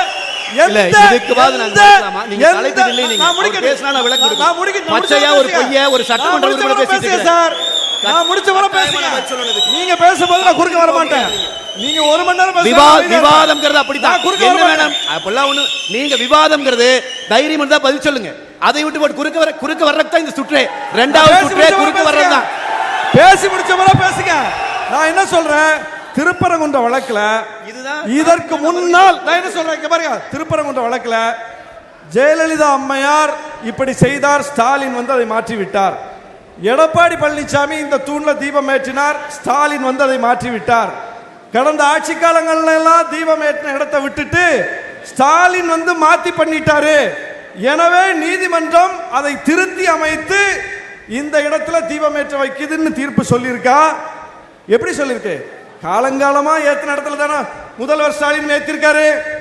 காலங்காலமா தீபம் ஏற்ற இடத்தை மாத்தினாரா முதலமைச்சர் ஸ்டாலின்? இல்லல்ல. அப்ப மாத்தினது யாரு? மாத்தினது நீதிபதி. புதிய புதிய லொகேஷனை கண்டுபிடிச்சு சொல்றது நீதிபதி. அதற்கு முன்னால் அங்க வந்து இந்துக்கள் போராடினாங்க, தடுத்துட்டீங்கன்னு கல்யாண சுந்தரம் சொல்றாரு. எனக்கு உண்மையிலே அதிர்ச்சியா இருக்கு. ஹெச் ராஜா இந்துக்களின் பிரதிநிதியா? ராம ரவிக்குமார் இந்துக்களின் பிரதிநிதியா? அவங்க எல்லாம் சங்கிகள். இந்துக்களின் பிரதிநிதி சொல்லாதீங்க. இங்க உட்கார்ந்து இருக்கிற யாரு? இங்க உட்கார்ந்து இருக்கிறதுல யாரு? இந்த இப்ப கை தட்டுறதுல யாரு? இந்துக்கள் தானே இருக்கீங்க பெரும்பான்மையா. அப்போ எப்படி பிஜேபிக்கு ஒரு இந்து முலாமை அதிமுகவை பூசுது பாருங்க. இந்துக்களுக்கு எதிரான கட்சி பிஜேபி. நான் சொல்றேன், இந்துக்களுக்கு எதிரான கட்சி. அப்படி சொல்ல வேண்டிய அதிமுக இந்து மக்கள் போராடினாங்களா? அந்த இந்து மக்கள் நீங்க சொல்ற ஒரு ஆள் தர ஹெச் ராஜா அவர் என்ன சொன்னாரு? சிக்கந்தர் தர்காவை ரீலோகேட் பண்ணணும்னு சொன்னார். அதிமுக ஏற்குதா? திருப்பரங்குன்ற மலையில் இருக்கக்கூடிய சிக்கந்தர் தர்காவை அங்கிருந்து அகற்ற வேண்டும்னு ஹெச் ராஜா கலவரத்தை தூண்டினார். அதிமுகவின் கருத்து என்ன? அதிமுக ஏற்குதா? முதலமைச்சர் ஸ்டாலின் மிக சிறப்பான முடிவை எடுத்தார் திருப்பரங்குன்றம் விஷயத்துல. தமிழ்நாட்டின் அமைதியை பாதுகாத்தது பிஜேபி அல்ல, அதிமுக அல்ல, முதலமைச்சர் ஸ்டாலின் ஆட்சி. ஏன் நாங்க விசிக கூட நிக்கிறோம்னா இதுக்கு தான் நிக்கிறோம். எங்க தலைவர் ஏன் முதலமைச்சர் கரத்தை இப்ப பற்றி நிக்கிறார்னா, கரம் கோர்த்து நிக்கிறார்னா நல்லிணக்கத்திற்காக நிக்கிறோம். நீங்க பதில் சொல்லிருங்க, நிறைவு செஞ்சலாம். ஷானவாஸ் அவர்கள் இவ்வளவு உணர்ச்சி வசப்பட்டு திமுகவிற்கு எப்படி முட்டுக் கொடுக்கிறார் என்பதை பார்க்கிற போது அண்ணன் அண்ணன் எழிலரசன் கூட செய்யாத வேலையை திமுகவுக்காக செய்கிறார். நான் கேட்ட கேள்வி சிம்பிளான கேள்வி. ஆனால் திரு ஷானவாஸ் அவர்கள் சுத்தி வளைச்சு ஒரு பொய்யை இவ்வளவு அழகா சொல்ல முடியுமான்னு சொல்றார். நான் கேட்டது, நீதிபதி தீர்ப்பு கொடுத்துட்டார். இப்ப அண்ணன் என்ன சொல்றாருன்னா, இனிமேல் எந்த வழக்குல தீர்ப்பு வந்தாலும் நீதிபதி அம்பேத்கரிஸ்டா, இல்ல நீதிபதி பிஜேபியா, இல்ல நீதிபதி திமுகவா, இப்படி நல்லா தேடி பிடிச்சு அப்புறம் அண்ணன் ஷானவாஸ் கிட்ட வந்து கேட்கணும், சார் இந்த நீதிபதி கொடுத்துருக்கிற தீர்ப்பை ஏத்துக்கலாமா வேண்டாமா? இது என்ன கூத்து? இது என்ன? நீங்க தான் இதை சொல்லணும். ஒரு நீதிபதி தீர்ப்பு கொடுத்தோம்னு நீதிபதி மேல உங்களுக்கு அதிருப்தி இருந்தாலும், அந்த தீர்ப்பு மேல அதிருப்தி இருந்தாலும் அப்பீலுக்கு போங்க சார். சட்டப்படி நீங்க செய்யற வேலையை ஒரு முதலமைச்சர் செய்யலேன்னு சொல்றேன். அதுக்கு சுத்தி சுத்தி சுத்தி சுத்தி இவ்வளவு பெரிய முட்டை கொடுக்கிறார். ஹெச் ராஜாவுக்கு போற நாங்க யாராச்சும் சொன்னமா? ஒண்ணு கேட்கிறேன், அவர்கள் இந்துக்களா இவர்கள் இல்லையா? நான் ஒண்ணும் சொல்ல. நான் கேட்ட கேள்வி என்ன, அங்க அவர்கள் போராட இந்த அரசு ஏன் அனுமதி கொடுத்ததுன்னு கேட்டேன். ஏன் நடந்தது சொல்றேன். நீதிமன்றத்தில் நீதிபதி கேட்கிறார் அரசு வழக்கறிஞர்கிட்ட, இதுக்கு அனுமதி கொடுக்கலாமா போராட்டத்துக்கு? அரசு வழக்கறிஞர் எழுந்து நிற்கும் போது, கொடுக்கலாம், நாங்க வேற இடம் கொடுக்கிறோம், அங்க போராட சொல்லுங்கிறார். நீதிபதி சொல்றார் 144 இருக்குது, தடை உத்தரவு இருக்கும் போது நீ ரத்து பண்ணலாம், அனுமதியே கொடுக்காம தடுக்கலாம், எதுக்கு நீ ஒரு தடவை எஸ்பி கூட பேசிக்கோங்கிறார். இல்ல அனுமதி கொடுங்கன்னு சொன்னது ஸ்டாலின் அரசாங்கத்தினுடைய அரசு வழக்கறிஞர். நான் கேட்ட கேள்வி ஷானவாஸ் அவர்கள் நேரா பதில் சொல்லுங்க, போராட்டத்துக்கு அனுமதியை ஏன் கொடுத்தீர்கள்? நானும் ஷானவாசும் ஒரே நிலைப்பாட்டில் பேசுகிறோம். திரு நாகராஜ் கல்யாண சுந்தரம் நிலைப்பாட்டில் பேசுவாரா என்பது அந்த பக்கம் காங்கிரஸ் கால உட்கார வைங்க, அப்புறம் பேசுவோம் இந்த வாதத்தை. நீங்க முதல்ல அவரை வச்சு நீங்க நான் கேக்குறேன், யாரு கலவரத்துக்கு காரணம் சொல்றேன். இருங்க, நீங்க எதுக்கு என்னை வந்து ஒரு அலிகேஷன் வைக்கிறீங்க? அதிமுக காரரு பிஜேபிக்காகவே பேசுறாருன்னு சொல்றீங்க. ஒரே நிமிஷம் முடிச்சு ப்ளீஸ், ஒரே நிமிஷம் பேசுறேன்னு சொல்றீங்க. உங்க குற்றச்சாட்டு இல்ல, பிரதான குற்றச்சாட்டு அது. நீங்க அதை சொல்லிட்டே இருக்கிறீங்க. நான் என்னங்கிறேன், நீங்க அதிமுகவை பத்தி பேசினா அதிமுக காரனா பதில் சொல்லலாம். நீங்க அதிமுகவை பேசுறதுக்கு உங்களுக்கு ஒண்ணுமே இல்லைன்னு சொல்லி பிஜேபி பேசினா நாங்க அதைத்தான் டிஃபெண்ட் பண்ண வேண்டி வரும். அதைத்தான் நாங்க டிஃபெண்ட் பண்றோம். ஒன்னு கேட்டு முடிச்சிடுறேன். நீட் தேர்வை பிஜேபி கிட்ட பேசி நீங்க தமிழ்நாட்டில் நீக்குவீங்களான்னு கேக்குறீங்க. நான் கேட்கறது, கூட்டணியில இருக்கிறங்காட்டியே ஏத்துக்கணுங்கிற அவசியம் அவங்களுக்கு இருக்குதாங்கிற கேள்விதான். நான் அவங்களை கேட்கிறேன், கர்நாடகால காங்கிரஸ் ஆட்சி நடக்குது, மேகதாதுல அணை கட்ட போறான், ஆயிரக்கணக்கான விவசாயி சாக போறாங்க, நிலைமை வரப்போகுது. நீங்க ராகுல் காந்தி கிட்ட சொல்லி கர்நாடகா மேகதாதுவிலே தடுப்பணை கட்டாதுன்னு சொல்ல வைங்க. அர்த்தமற்ற கேள்வியை பேச வர்றாரு. தீர்ப்பை பத்தி பேசினாரு. குன்ஹா ஒரு நீதிபதி தானே, அந்த தீர்ப்பு அவர் கொடுத்தார்ல. அப்போ அதிமுக காரங்க நீதிபதியே சொல்லிட்டார், நீதிமன்றமே சொல்லிடுச்சு அப்படின்னு நீதிபதிக்கு சிவப்பு கம்பள வரவேற்பு கொடுத்தீங்களா? உருட்டு கட்டையை தூக்கிட்டு தெரு தெருவா போய் போற மக்களை அடிச்சீங்களா? அதிமுக ஆட்சி நடந்தது. அதிமுக நீதிமன்ற தீர்ப்பை எதிர்த்து வன்முறை செய்தது. வன்முறை செய்த கட்சி அதிமுக. வன்முறை செய்த கட்சி அதிமுக. நீதிமன்ற தீர்ப்பு வழக்குல பெண்களை அங்கே அனுமதிக்கலாம்னு சொல்லும் போது மோடி என்ன தெரியுமா சொன்னாரு? நீதிமன்றமா நாடாளுமன்றமான்னு பார்க்க வேண்டிய நேரம் வந்துருச்சுன்னாரு. ஏங்க, உங்களுக்கு ஒரு தீர்ப்பு வரும்போது அது சட்டப்படியான தீர்ப்பு எல்லாமே. அது நம்பிக்கையின் அடிப்படையில் சொன்ன தீர்ப்பு அல்ல, சட்டப்படியான தீர்ப்புகள். ஆனால் இது ஏன் நம்பிக்கையின் அடிப்படையில் சொன்னேன்னு அவங்களே சொல்றாங்க. இல்ல, நீதிபதி தானே சொன்னாரு, கடவுள் சொன்னாரு நான் சொன்னேன்னு. கடவுள் அம்பேத்கர் எழுதின சட்டத்தை சொல்லிருப்பாரா, நம்பிக்கை சொல்லிருப்பாரா? அது நீங்க கோர்ட்ல கேட்கணுங்க. நீங்க இன்னொரு வக்கீல வைங்க, கோர்ட்ல கேளுங்க, நீதிபதி மேல கொண்டு போங்க. ஆனா தீர்ப்பை அமல்படுத்த ஷானவாஸ் அவர்கள் மீண்டும் திமுகவுக்கு இப்படி ஒரு முட்டு கொடுக்கிறார். இங்க பாரு, இருங்க, பதில் சொல்ல விடுங்க தலைவா. குன்கா தீர்ப்பை சொல்றாருல, குன்கா தீர்ப்பு அதிமுக காரங்க நீதிபதி எதிர்த்தாங்க. நான் சொல்றேன், அதிமுக ஆட்சியில் இருந்துச்சு, தீர்ப்பு கொடுத்தார். கொடுத்த ஒரு நிமிடத்திலேயே கட்சி கொடியை இறக்கி விட்டு ஒரு முதலமைச்சராக இருந்த சட்டத்தை மதித்து சிறைக்கு போனார். அதன் பிறகு நாங்க மேல்முறையீடு போனோம், தீர்ப்பை அமுல்படுத்தினோம். அதே மாதிரிதான் எல்லா வழக்கிலும் நான் சொல்றேன், தீர்ப்பு அமுல்படுத்தப்பட்டது. நான் கேட்டது தெளிவாக சொன்னேன். நீங்க நீங்க கொடியெல்லாம் கைட்டல, நீதிமன்றம் நீதிமன்றம் கைட்டுச்சு. நீங்க ஓரமா கொஞ்ச நேரம் அறையில உட்காருங்க. ஆமா சார், நீதிமன்ற தீர்ப்பை அமல்படுத்தணுமா இல்லையா? இருங்க, வர அமல்படுத்தணுமா இல்லையா? ஏங்க, நீதிமன்றம் அமல்படுத்துச்சு, நீங்க கிடையாது. சரி, ரைட், யாரா இருந்தா அமல்படுத்தணும். அரசு நீதிமன்றத்துக்கு எதிராக தீர்ப்பை அமல்படுத்தலைங்கிறதா பிரச்சனை.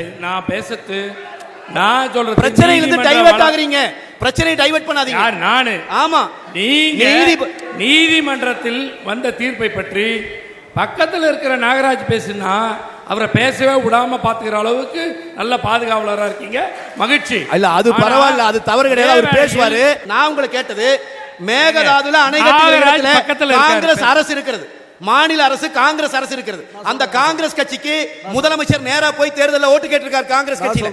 அந்த ராகுல் காந்தி இன்னைக்கு இந்தியா கூட்டணிக்கு பிரச்சாரம் பண்றார். அந்த ராகுல் காந்தி கிட்ட சொல்லி ஆயிரக்கணக்கான விவசாயிகள் பாதிக்கப்படுகிற மேகதாது அணை பிரச்சனையை தடுத்து நிறுத்துங்கன்னு கேட்கிறேன். நான் என்ன கேட்கிறேன், அதேதான் மோடி இல்ல, பிரதமர் மோடி திருச்சிக்கு வந்திருக்காரு, அதிமுக பக்கத்திலே உட்கார்ந்து இருக்கு, மேகதாது அணையை பற்றி கர்நாடகா எழுப்பக்கூடாதுன்னு கேட்கட்டும், தமிழ்நாட்டுக்கு தர வேண்டிய நிதியை தாருங்கன்னு கேளுங்க, எஸ்எஸ்ஏல தர வேண்டிய நீங்க தானே சார் கூட்டணியில் இருக்கீங்க, உங்க கூட்டணியில் இருக்கிற கட்சி கிட்ட சொல்லி மதுரைக்கும் இல்ல, மதுரைக்கு எய்ம்ஸ் தாங்கன்னு கேளுங்க, மதுரைக்கும் கோயம்புத்தூருக்கும் மெட்ரோ ரயில் தாங்கன்னு கேளுங்க, அவர்கிட்ட அவங்க டிபிஆர் கரெக்ட்டா கொடுங்க கேக்குறாங்க, விலக்கு தாங்கன்னு கேளுங்க. அபூபக்கர், கடந்த நாடாளுமன்ற தேர்தலில் நீங்க வாங்கின 8% வாக்குகளை தான் நீங்க வச்சிருக்கீங்க. ஆனா 3%த்திற்கும் குறைவான வாக்கு சதவீதத்தை பெறப்போறதுனால நீங்க திரு விஜய் மீது கடுமையான விமர்சனங்களை முன்வைக்கிறீர்கள்னு திரு முஸ்தபா குறிப்பிட்டார். அதாவது ஆட்சியிலும் பங்கு அதிகாரத்திலும் பங்குன்னு முதல் மாநாட்டில் சொன்னதுக்கு அப்புறம் கூவி கூவி கடை திறந்து வச்சதுக்கு அப்புறமும் கடை இன்னும் காலியா இருக்குது. ஏன் ஒரு லெட்டர் பேட கட்சி கூட இதுவரைக்கும் தாவேக்காவை நம்பவில்லைன்னு நான் கேட்டேன்னா அதுக்கு பதில் சொல்லல அண்ணன். அதனால தான் அண்ணனுடைய மனதைரியத்தை நான் பாராட்டினேன். அப்ப தேர்தல் நடப்பதற்கு முன்பாக, வாக்கு எண்ணிக்கை நடைபெறுவதற்கு முன்பாக, அதற்கு முன்பாகவே தாவேக்கா மண்ணை கவிவிட்டது. இதுல நாங்க தனிச்சு நிக்கிறோம் சொல்றாங்க. கட்சி துவக்க மேடையில சொன்னோம், தேசிய கட்சிகளான காங்கிரஸோடு பாஜகவோடும் திராவிட கட்சியான அதிமுக திமுகவோடும் இந்த கட்சிகளோட கூட்டணி இல்லை, தனித்து நிற்பது, தனித்துவமாக நிற்பதுதான் நாம் தமிழர் கட்சிகளுடைய கொள்கை என்று துவக்க மேடையிலே அறிவிப்பு செய்தோம். அப்புறம் சொன்னாங்க 8.2% இந்த 3% ஆயிரும்னாங்க. அதாவது தாவேக்காவுக்கு இருக்கிற மாதிரி நாம் தமிழர் கட்சிக்கு வந்த வாக்கு, நாம் தமிழர் கட்சியுடைய தொண்டர்கள் ஃபர்ஸ்ட் டே ஃபர்ஸ்ட் ஷோ பார்த்து பாலபிஷேகம் செய்து, இல்ல 100 ரூபாய் டிக்கெட்டை 2000 ரூபாய்க்கு பிளாக்ல பார்த்து வந்த விசில் அடிச்சா குஞ்சுங்களா? கொள்கை கோட்பாட்டிற்காக வந்தவர்கள். சீமான் ரசிகர்கள் யாரும் கிடையாது. ரசிகர் மன்றத்தை கட்சியாக மாற்றவில்லை என்ன சீமான். கொள்கையை சொல்லி தெரு தெருவாக மேடை போட்டு ரத்தத்தை வேர்வையாக சிந்தி கட்டப்பட்ட கட்சி நாம் தமிழர் கட்சி. ஆம்பூர்ல சவால் விடுறேன், நாம் தமிழர் கட்சியினுடைய வாக்குல ஒரு வாக்கு தாவேக்காக்கு போகாது. எப்படி போகும் தாவேக்காக்கு?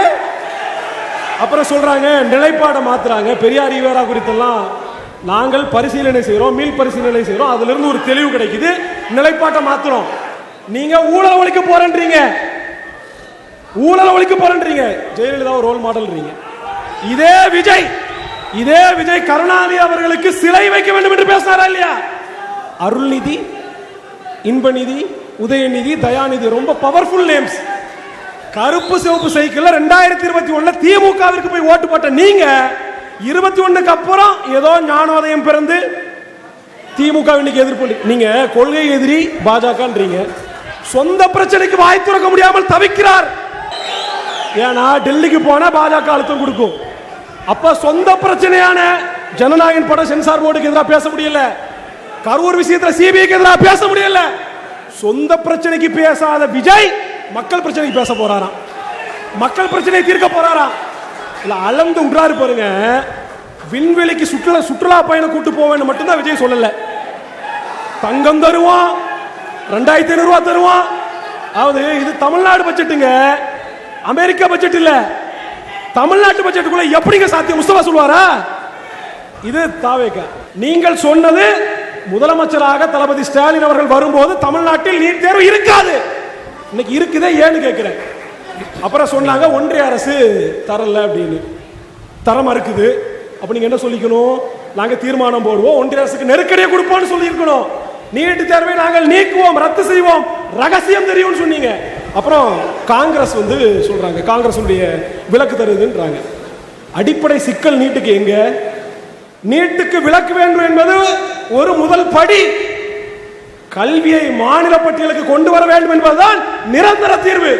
அப்படின்னா எமர்ஜென்சியின் போது 42வது சட்ட திருத்தத்தின் மூலமாக மாநில பட்டியலில் இருந்த கல்வியை கொண்டு போய் பொது பட்டியலுக்கு கொண்டு வந்தவர் நீங்கள் கூட்டணி கட்சியில் வச்சிருக்கக்கூடிய காங்கிரஸ் கட்சி. அதனுடைய அன்றைய பிரதமர் இந்திரா காந்தி. இன்றைக்கு சொல்லுமா காங்கிரஸ் நாங்க ஒன்றில் இல்ல சொல்லி இருக்கு. இது மட்டும் சொல்லல. இல்ல நீட்டுக்கு மாநில பட்டியலுக்கு மூணுத்துமே சொல்லி இருக்கு. நீங்க பேசல குறிக்கிறேன், நீங்க பதில் சொல்லுங்க. சரி, கல்வியை நாங்கள் ஆட்சிக்கு வந்தால் மாநில பட்டியலுக்கு தருவோம் என்று ராகுல் காந்தி சொல்வாரா? காங்கிரஸ் சொல்லுமா? எங்க சொல்லுங்க, காமிங்க, இருந்தா காமிங்க, கொடுக்கிறேன். சொல்லி இருந்தாலும் கூட அது வாக்குறுதி, வாக்கை கவர்வதற்கான வாக்குறுதி. தமிழ்நாடு விசஸ் டெல்லின்னு கரெக்டா பாயிண்ட் அவுட் பண்ணாங்க. அதுதான் கேள்வி. அந்த டெல்லியில பாஜக மட்டும் இல்ல, காங்கிரஸும் இருக்கு. பாஜகவிற்கும் காங்கிரஸிற்கும் என்ன கொள்கை வேறுபாடு? பாபர் மசூதி இடிப்புல பேசுவோமா? என்ஐஏல பேசுவோமா? யூஏபிஏல பேசுவோமா? ஜிஎஸ்டில பேசுவோமா? நீட்ல பேசுவோமா? மாநில கொள்கை பரிசீலனை பேசுவோமா? கல்விக் கொள்கையில பேசுவோமா? எதை பேச? அப்ப காங்கிரஸ் போட்டு கொடுத்த கோட்ல இன்னைக்கு பாஜக ரோடு போட்டு பயணம் செஞ்சுட்டு இருக்கு. இன்னும் சொல்ல போனா திமுக எந்தெந்த இடத்துல எல்லாம் பாஜகவிடம் சமரசம் செய்து கொண்டது, பாஜகவோடு சரணடைந்ததுன்னு என்னால பட்டியலிட முடியும். நான் ஒரு 3 விஷயத்தை மட்டும் சொல்லிடுறேன், அவங்க சேர்த்து பதில் சொல்லிடட்டும். 2019 என்ஐஏ சட்டத்தை மக்களவையில் எதிர்த்து பேசிய திமுக ஆதரவாக வாக்களித்தது. அமித்ஷா சொன்னாருங்க, ஒய்சிக்கு பதில் சொல்லும் போது சொன்னாரு, இந்த சட்டம் இஸ்லாமியர்களுக்கு எதிராகவும் தமிழ் இயக்கங்களுக்கு எதிராகவும் கொண்டு வரப்படுது. அமித்ஷா பாராளுமன்றத்தில் சொன்னார். எதிர்த்து பேசிவிட்டு ஆதரவாக வாக்களித்த கோமாளித்தனத்தை எங்கேயாவது பார்த்ததுண்டா? செஞ்சாங்க. மாநிலங்களவையில் ஜிஎஸ்டிக்கு ஆதரவாக வாக்களித்தாங்க. டெல்லி வெர்சஸ் தமிழ்நாடுன்னு திமுகவும், திமுக வெர்சஸ் தாவேகா அப்படின்னா விஜயும் கட்டமைக்க போது உங்களுக்கான மாற்றுங்கிற ஸ்பேஸ் இங்க இருக்கா? இதுல நீங்க ஏதாவது வந்து களம் காண முடியுமா? வாய்ப்பு இருக்கா? அதாவது தாவேகாவினுடைய முழக்கம் என்னவா இருக்குதுன்னா, ஒரே தேர்தலில் ஓவர் நைட்ல ஒபாமா ஆயிடுவோம்னு நினைச்சிட்டு இருக்காங்க. ஏன்னா அவங்க சினிமா பார்த்து பழக்கப்பட்டவங்க. முதல் காட்சியில் சாமானியனா தோன்றி இடைவேளையில் ஒரு பதவிக்கு வந்து கிளைமேக்ஸ்ல ஆட்சியை பிடிக்கிறதுக்கு இது சர்க்கார் படம் இல்ல, அரசியல் மக்களுக்கான போராட்டம். ஒரு நாட்டினுடைய வரலாற்றில், ஒரு தேசியனுடைய விடுதலையில, ஒரு மக்களுடைய போராட்டத்தில் காலம் எடுக்கும். நீங்க உலக நாடுகளுடைய எந்த போராட்டத்தையும் எடுத்து பாருங்க, எந்த ஒரு ஆட்சி மாற்றத்தையும் எடுத்து பாருங்க, ஒரே நாள் நடந்துராது. அவ்வளவு பெரிய அறிஞர் அண்ணா 49 கட்சி தொடங்கி 67 தான் ஆட்சி பிடிச்சார். அதுவும் கூட்டணியோட தான் பிடிக்க முடிஞ்சது. அதுல 62 ஜனசங்கத்தோட சமரசம் பண்ணிக்கிட்டாரு. 67 ராஜாஜி கூட சமரசம் பண்ணிக்கிட்டாரு. அப்போ 19 ஆண்டு கால போராட்டம் தேவைப்பட்டு இருக்குது. அப்போ ஒரே நாள்ல தமிழ்நாட்டில் மாற்றம் வந்துருக்காரு. தமிழ்நாட்டினுடைய அரசியல் என்பது இருதுருவ அரசியலாக 50 ஆண்டுகளாக இருக்குது. மாறி மாறி இந்த கட்சிகள் அதிகாரத்தில் இருந்திருக்குது. அப்ப அதிகாரத்தில் 50 ஆண்டுகளா இருக்கக்கூடிய ஒரு கட்சி அகற்றுவதற்கு காலம் தேவைப்படும். இது எப்ப புரியும்? இன்னைக்கு புரியாது. தேர்தல் ரிசல்ட் வர்றப்ப வாக்குப்பெட்டியை உடைச்சு தாவேக்கா எண்ணுவாங்கல்ல, அன்னைக்கு நாங்க சொல்றதெல்லாம் தாவேக்காவுக்கு புரிய வரும். நாம் தமிழர் இயக்கம் இப்ப உலக யுத்தம் நடந்துட்டு இருக்கு. உலகம் அழியிற வரைக்கும் ஆட்சிக்கு வர போறது கிடையாது. நாம் தமிழர் சீமானுக்கும் ட்ரம்புக்கும் போட்டி நடந்துட்டு இருக்கு. யார் ஆட்சியை பிடிக்கலான்னு. இதுதான் நாம் தமிழோட அரசியல் களம். அதுக்குள்ள நான் போக விரும்பல. நீங்க மண்ணையும் கல்லையும் இங்க இருக்கக்கூடிய கனிம வளத்தையும் ஆடையும் மாடையும் சொல்லி உங்களுக்கு எவ்வளவு வாக்கு மக்கள் கொடுத்திருக்கிறாங்க. எனக்கு சட்டமன்ற பாராளுமன்றம் நீங்க சொல்றது எடுபடலைங்க. நீங்க சொல்லக்கூடிய விஷயத்தை ஒரு என்ஜிஓ இருந்து செஞ்சுட்டு போங்கன்னு தான் நாங்க சொல்றோம். நாங்க 2000 ரூபா 2500 ரூபா சொல்றல, இது மக்களுக்கு தேவை. அதிமுக திமுக தாவேக்கா கொடுக்குதுன்னு சொல்லுது. நாம் தமிழர் கொடுக்க போறது இல்லைங்க. வாங்கி பழக்கப்பட்டவர்கள் திரள் நிதிய அவங்க எப்படி கொடுப்பாங்க? இதுதான் நாம் தமிழர்கள் களம். அதுக்குள்ள நான் போக விரும்பல. இன்னும் நிறைய சார் கடந்த இதுல ஷானவாசன் சொன்னாரு. நிறைவு கருத்து 2026 சட்டமன்ற தேர்தல் தான் தாவேக்கா தேர்தலை சந்திக்க போகுது. அந்த சந்திக்க போது இந்த தேர்தல் களம் மாறி இருக்கின்றது. தமிழ்நாட்டில் இருக்கக்கூடிய மக்கள் இன்னைக்கு விதில் சத்தம் திமுகவுக்கு அபாய சத்தமாக தெரியுதுன்னு நம்ம பார்க்கிறோம். அதான் நான் சொல்றோம். இன்னைக்கு நாங்க திருமாவளவனை மதிக்கிறோம். இன்னைக்கு இஸ்லாமிய சமுதாயத்துக்காக பாராளுமன்றத்தில் எல்லா இயக்கத்தோட அதிகமாக பேசக்கூடியவர் எங்க அண்ணன் திருமாவளவன். அதை நாங்க மாற்று கருத்தே கிடையாது. அதுல நோ அப்பீட். ஆனா நீங்க இருக்கக்கூடிய பட்டியலின மக்களுக்கு இந்த திமுக அரசாங்கம் இங்க கூட்டத்தில் இருக்கக்கூடிய காங்கிரஸ் செல்வ பிறந்தகே கோவிலுக்கு போக முடியலையே, இதுதான் பெரியார், இதுதான் அம்பேத்கர், இதுதான் திராவிட மாநிலமா கேட்கணும்னு சொல்றோம். மேல்பாலிக்குள்ள நீங்க பட்டியலின மக்கள் விடுறத நாங்க வருத்தமா பாக்குறோம். வேங்க வயல்ல இன்னைக்கு மனித குடிக்கிற தண்ணியில கழிவா கலக்குறாங்க. முதலமைச்சரை போய் பார்க்கலையே. நீங்க கூட்டணியில இருந்தாலும் இதை வலுவாக எதிர்க்கணும் நாங்க சொல்றோம். இதுதான் இங்க இருக்கக்கூடிய களம். முழுக்க முழுக்க தமிழ்நாட்டில் இருக்கக்கூடிய அரசு. நான் கேட்கிறேன் சார், பாஜக தமிழுக்கு ஒண்ணுமே செய்யல. நான் ஒத்துக்கிறேன், பாஜக ஒண்ணுமே செய்யல. கூட்டணியில் இருக்கிறீங்களா? நான் எங்க அண்ணன் கூடிய இருக்கிறார்ல, கடந்த ஆட்சி காலத்தில் அதிமுக முட்டையில கொள்ளடிச்சிட்டு, பாலில் கொள்ளடிச்சிட்டு, பருப்புல கொள்ளடிச்சிட்டு, வாக்கி டாக்கில் கொள்ளடிச்சிட்டு, கொரோனா கிட்ல கொள்ளடிச்சிட்டு அப்படின்னு சொன்னீங்க. நாங்க கடனே வாங்காம அவங்க அடிச்ச கொள்ளையில அவங்க மீது நடவடிக்கை எடுத்து ஒரு சிறப்பான ஆட்சி கடன் வாங்காம நடத்தும் 70ஆம் பக்கத்துல ஒரு அறிக்கையை கொடுத்தீங்க. இன்னைக்கு 10.25 லட்சம் கோடி கடன்ல ஆட்சி நடத்துறீங்க. டெல்லி கூட்டணின்னு சொன்னாங்க இல்லைங்களா? இதே டெல்லி கூட்டணியில திமுக இருந்தாங்க. இதே டெல்லி கூட்டணியில விசிக இருந்தாங்க. என்ன தெரியல, திடீர்னு மறந்துட்டாங்க எல்லாத்தையும். இல்ல நாங்களாம் மறக்கல, ஞாபகம் இருக்குல்ல? நாங்க விளக்கமா சொல்றோம். இங்கிருந்து டெல்லி கிளம்பி போனாங்க, கருணாநிதி அவர்கள் எல்லாம் போனாங்க. நாங்கெல்லாம் நினைச்சோம், ஒருவேளை தமிழ் மக்கள் நினைச்சாங்க மாநில சுயாட்சி கேட்டு போறாங்க போட்டு நினைச்சாங்க. அங்க போய் தன்னுடைய மருமகனுக்கும் மகளுக்கும் மந்திரி பதவியை வாங்கிட்டு வந்தாங்க. இதுதான் திமுக. முடிச்சிடறேன். அப்புறம் சொன்னாரு கருணாநிதி, முதலமைச்சருக்கு சொன்னாரு. என்ன சொன்னாரு தெரியுங்களா? குஜராத் கலவரம் வந்தது, மோடி ரொம்ப நல்லவருங்க அப்படின்னு சொன்னது கருணாநிதி. நான் சொல்லல. ஏனென்றால் சட்டப்படி என்ன செய்ய வேண்டுமோ அதை மோடி அவர்கள் செய்கிறார்கள். அங்கு கலவரம் காங்கிரசால் தூண்டப்பட்டிருக்கிறது, அதை தடுத்திருக்கிறார் நரேந்திர மோடி என்று சர்டிபிகேட் கொடுத்தது நம்முடைய கருணாநிதி.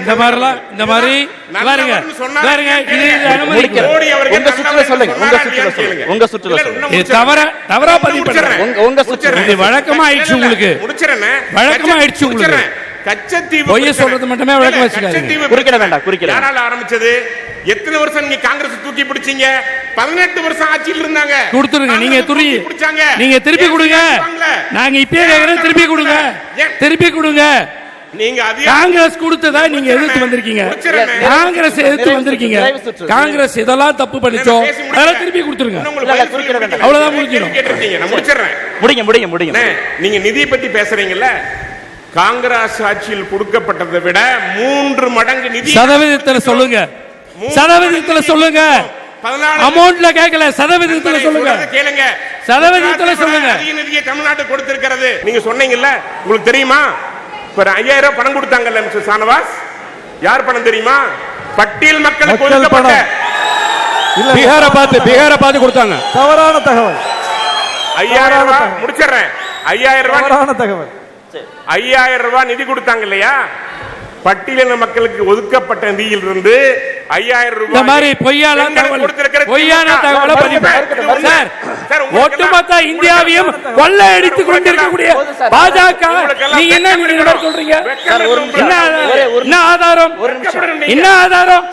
என்ன ஆதாரம் சொல்லுங்க சார். ஆதாரம் என்ன? வாங்கி வச்சிருக்கிறோம். கொடுங்க சார், கொடுங்க சார். ஒவ்வொரு திட்டத்திலும் ஸ்டிக்கர் கிடையாது, ஏற்கனவே தொலைக்காட்சி கிடையாது. கடன் வாங்கி அரசாங்கம் சாராயத்துக்கு அரசு நடத்துறீங்க. இந்தியா முழுவதும் 60 ஆண்டுகள் 55 லட்சம் கோடி தான் கடன் வாங்கியிருக்கிறது. 12 ஆண்டில் 130 லட்சம் கடனை வாங்கி இந்தியாவை அதல பாதாளத்துக்கு கொண்டு போனது மோடி அரசு. லஞ்சம் ஊழல் இல்ல, இன்னொரு விஷயம். 130 லட்சம் கோடி. ஒரே விஷயம், மணல் கொள்ளை அடிச்சீங்க இல்லையா? அரசுக்கு வருமானம் எவ்வளவு? 7.6 லட்சம் கோடி. சிஏஜி ரிப்போர்ட்ல 7.6 லட்சம் கோடி சாலை போடுவதில் கொள்ளை ஊழல் நடந்திருக்கிறது. ஊழல் ஊழல். நீதிமன்ற மோடி அரசு 7.6 லட்சம் கோடி சாலை போடுவதில் ஊழல் செய்திருக்கு. CAG report. மக்களே, நீங்க எவ்வளவு பேர் இங்க இருக்காங்க? அத்தனை பேரும் ஒரு உண்மையை சொல்றேன். எது உண்மையோ, எது தர்மமோ அந்த தர்மம் வெல்லும். தர்மம் வெல்லும். உன்னைக்கும் நம்பிக்கை இருக்கு எனக்கு. இந்த மக்களுக்காக நரேந்திர மோடி உட்பட லட்சக்கணக்கான தொண்டர்கள் இந்திய தேசத்துக்காக பாடுபட்டு இருக்கிறாங்க. இந்த கட்சி, பாரதிய ஜனதா கட்சி, எல்லா இடத்துலையும் கிறிஸ்துவர் இருக்கிற இடத்துல கோவால் ஆட்சியில் இருக்கு. இன்னைக்கு 21 மாநிலங்கள்ல பாஜக ஆட்சி செய்து கொண்டிருக்கிறது. 21 மாநிலத்தை ஆட்சி செய்து கொண்டு இந்தியாவில் இன்னைக்கு மிகப்பெரிய கட்சி, உலகத்தில் மிகப்பெரிய கட்சி பாரதிய ஜனதா கட்சி. தமிழ்நாட்டில் நாங்கள் ஆட்சி அமைப்போம். மக்கள் எங்களுக்கு வாக்களிப்பார்கள். மக்கள் கூட்டணி எங்களுக்கு இருக்கிறது. மக்கள் எங்களுக்கு வாக்களிப்பார்கள். ஷானவாஸ் நிதிஷ் ஆக்கிற மாதிரி ஆக்கி வீட்டுக்கு போச்சாங்கல்ல பீகார்ல, அது மாதிரி எடப்பாடியை முன்னிறுத்துற மாதிரி முன்னிறுத்தி பிஜேபி வந்து உட்கார்ந்துக்குவாங்க. இதுக்கு தான் சொல்றோம், உண்மையிலேயே அதிமுகவின் மீது கவலைப்பட்டு சொல்லுகிறோம். பாஜகவோடு சேர்ந்த ஒரு கட்சி கூட இந்தியாவில் வாழ்ந்ததாக சரித்திரம் இல்லை. அவர் சொன்னாரு, நீங்களாம் திமுக அடிமையா இருக்கீங்களா? திமுக அடிமையா இல்ல. திமுக கூட்டணியிலே ஆளுமையாக இருக்கிற தலைவர் எங்கள் தலைவர். திமுகவோட அணி சேர்ந்து பாஜகவோட அணி சேர்ந்த கட்சிகள் காணாம போன மாதிரி நாங்க காணாம போகல. கட்சிக்கு அங்கீகாரம் பெற்றிருக்கிறோம். கடந்த தேர்தலில் எங்களுக்கு சொந்தமா சின்னம் கிடையாது. இந்த தேர்தலில் சின்னத்தை பெற்றிருக்கிறோம். எத்தனை சீட்டுங்க போயிருக்கோம். ஆனா ஜெயலலிதா அம்மா இருந்த போது அதிமுக இருந்த வாக்கு இன்னைக்கு இருக்குதா? அதிமுக இருந்த எம்பிக்கள் எண்ணிக்கை இன்னைக்கு இருக்குதா? அதிமுக கையில் ஆட்சி இருந்துச்சு இன்னைக்கு இருக்குதா? அதிமுக இருந்த தலைவர்கள் இன்னைக்கு அதிமுக இருக்காங்களா? அப்ப எந்த கட்சி காணாம போச்சு? எந்த கட்சி அழிஞ்சு போச்சு? பிஜேபியோட சேர்ந்தா இதுதான் நிலைமை. அப்புறம் நாகராஜ் சொன்னார், மோடி உலகத்தையே வியந்து பார்க்கிற அளவுக்கு இந்தியாவை மாத்திட்டாராம். ட்ரம்ப் சொல்றான், 30 நாளைக்கு அனுமதி தர்றேன், நீ ரஷ்யாட்ட வாங்கிக்க. யாருக்கு யார் அனுமதி கொடுக்கிறது? நாட்டை எங்க கொண்டு வந்து விட்டுட்டார் பாருங்க மோடி. இந்தியால மோடி அரசு நமக்கு பிடிக்காத அரசு. மோடி அரசு நமக்கு பிடிக்காத அரசு. பிடிக்காத அரசை இந்திய மக்கள் தான் முறியடித்து தோற்கடிக்கணுமே தவிர அமெரிக்காக்காரன் வந்து மோடி அரெஸ்ட் பண்ணி கையில விலங்கு போட்டு இந்த ஆட்சி அகற்றினா ஏத்துக்குவோமா? அனுமதிப்போமா? அனுமதிக்க மாட்டோம். ஏன்? இந்திய மக்கள் தீர்மானிக்கணும் யார் ஆட்சியில் இருக்கணும் இருக்க கூடாது. அமெரிக்காக்காரர் தீர்மானிக்க கூடாது. முஸ்தபா கேட்டார், வேங்கை வயலுக்கு அங்க மேல்பாதிக்கு எல்லா இடத்துக்கும் போன கட்சி விடுதலை சிறுத்தைகள் கட்சி. எல்லா இடத்துக்கும் நேற்று வரைக்கும் நாங்குநேரிக்கு போன தலைவர் எங்க தலைவர் தான், உங்க தலைவர் இல்ல. எடப்பாடி இல்ல. மேல்பாதிக்கு எடப்பாடி போனாரா? விஜய் போனாரா? வேங்க வயலுக்கு எடப்பாடி போனாரா? விஜய் போனாரா? நாங்குநேரிக்கு எடப்பாடி போனாரா? விஜய் போனாரா? யார் போனா? நாம தான் போறோம். விசிகா தான் போகுது. நாங்க கூட்டணியில இருந்தாலும் இல்லாட்டாலும் மக்கள் பாதிக்கப்படும் போது குரல் கொடுக்கிற கட்சி விசிகா. எங்களை பார்த்து கேட்கவே கூடாது. ஸ்டாலின் போனாரா? முத்துவேல் கருணாநிதி முதலமைச்சர் போனாரா? நாகராஜ் கேட்டாரு. நாகராஜ் என்ன தெரியுமா கேட்டாரு? நாட்டோட முதலமைச்சர் போனாரா? வேங்கை வயலை பத்தி நாகராஜ் சொல்றாரு. ஏங்க வேங்கை வயல்ல பாதிக்கப்பட்டது யாருங்க? இந்துக்கள் தானங்க. பிஜேபி இந்துக்களுக்கான கட்சி தானே சொல்றீங்க. முதலமைச்சரை கேள்வி கேட்டீங்களா சார்? முதலமைச்சரை கேள்வி கேட்டீங்களா? வேங்க வயலுக்கு போனீங்களே, முதலமைச்சரை கேள்வி கேட்டீங்களா? ஆளூர் ஷானவாஸ் சொல்றாரு. நீங்க போராடல. நீங்க தமிழ்நாட்டுக்கு எதிராக பிஜேபி என்னென்னவோ செய்யுது, எதிர்த்து பேச ஸ்டாலினை கேட்டீங்களா சார்? ஆனா நாங்க கூட்டணி இருந்தாலும் திமுக ஆட்சியில ஒரு பிரச்சனைனா நாங்க தான் போராடுறோம். என்ன போராட்டம்? போராடவே இல்லையா? போராடி என்ன சாதிச்சீங்க? போராடி என்ன சாதிச்சீங்க? எதிர்க்கட்சி அந்த பிரச்சனை எடுக்கணுமா வேண்டாமா? ஒரு சட்ட ஒழுங்கு பிரச்சனைன்னு பார்த்தா கூட எதிர்க்கட்சி அந்த பிரச்சனை கையில் எடுக்கணும்ல. அதுல என்ன உங்களுக்கு மௌனம்? வேங்கை வயல் உங்களுக்கு என்ன மௌனம்? திமுக அரசு கேள்வி வேங்கை வயல் பிரச்சனையை சட்டமன்றத்திற்குள்ளே முதல்ல எடுத்து வைத்து பிரச்சனையை கவனஈர்ப்பு தீர்மானம் கொண்டு வந்ததே அனைத்து இந்திய அண்ணா திராவிட முன்னேற்ற கழகம் தான். நாங்க தான். ஒரு நிமிஷம் நான் முடிச்சிடுறேன். அதே மாதிரி அதிமுகவுக்கு அன்னைக்கு இருந்த சீட் இருக்கா? அதிமுக தலைவர்கள் இருக்கிறார்களா? விசிகாவினுடைய துணை பொதுச் செயலாளர் போயிட்டாருயா, வேற கட்சிக்கு அனுப்பி விட்டீங்க. இதே விசிகா இந்த என்னமோ ஒரு மக்கள் நல கூட்டணி வச்ச போது நீங்க போட்டியிட்ட இடங்கள் எத்தனை? இன்னைக்கு திமுக கூட போன பிறகு பொது தொகுதியில நிக்க நீங்கள் ஆசைப்படலாமான்னு கருணாநிதி என்ன பார்த்து கேட்டாருன்னு உங்க வன்னியரசு தான் சொன்னாரு. அதை சொன்னதுக்கு இப்ப இந்த கட்சியோட இப்ப போய் நீங்க கூட்டணி இருந்துட்டு அதிமுக கரைஞ்சிருச்சுன்னு பேசுறீங்க பாருங்க. அதை விட கொடுமை ஒண்ணுமே இருக்க முடியாது. நான் இங்க பாருங்க, திரு ஷானவாஸ் அவர்கள் சோபால உட்கார்ந்தாலும் பிளாஸ்டிக் சேர்ல உட்கார்ந்தாலும் எங்க தலைவர் கை கட்டி நின்னாலும் அது கை கட்டி நின்னாலும்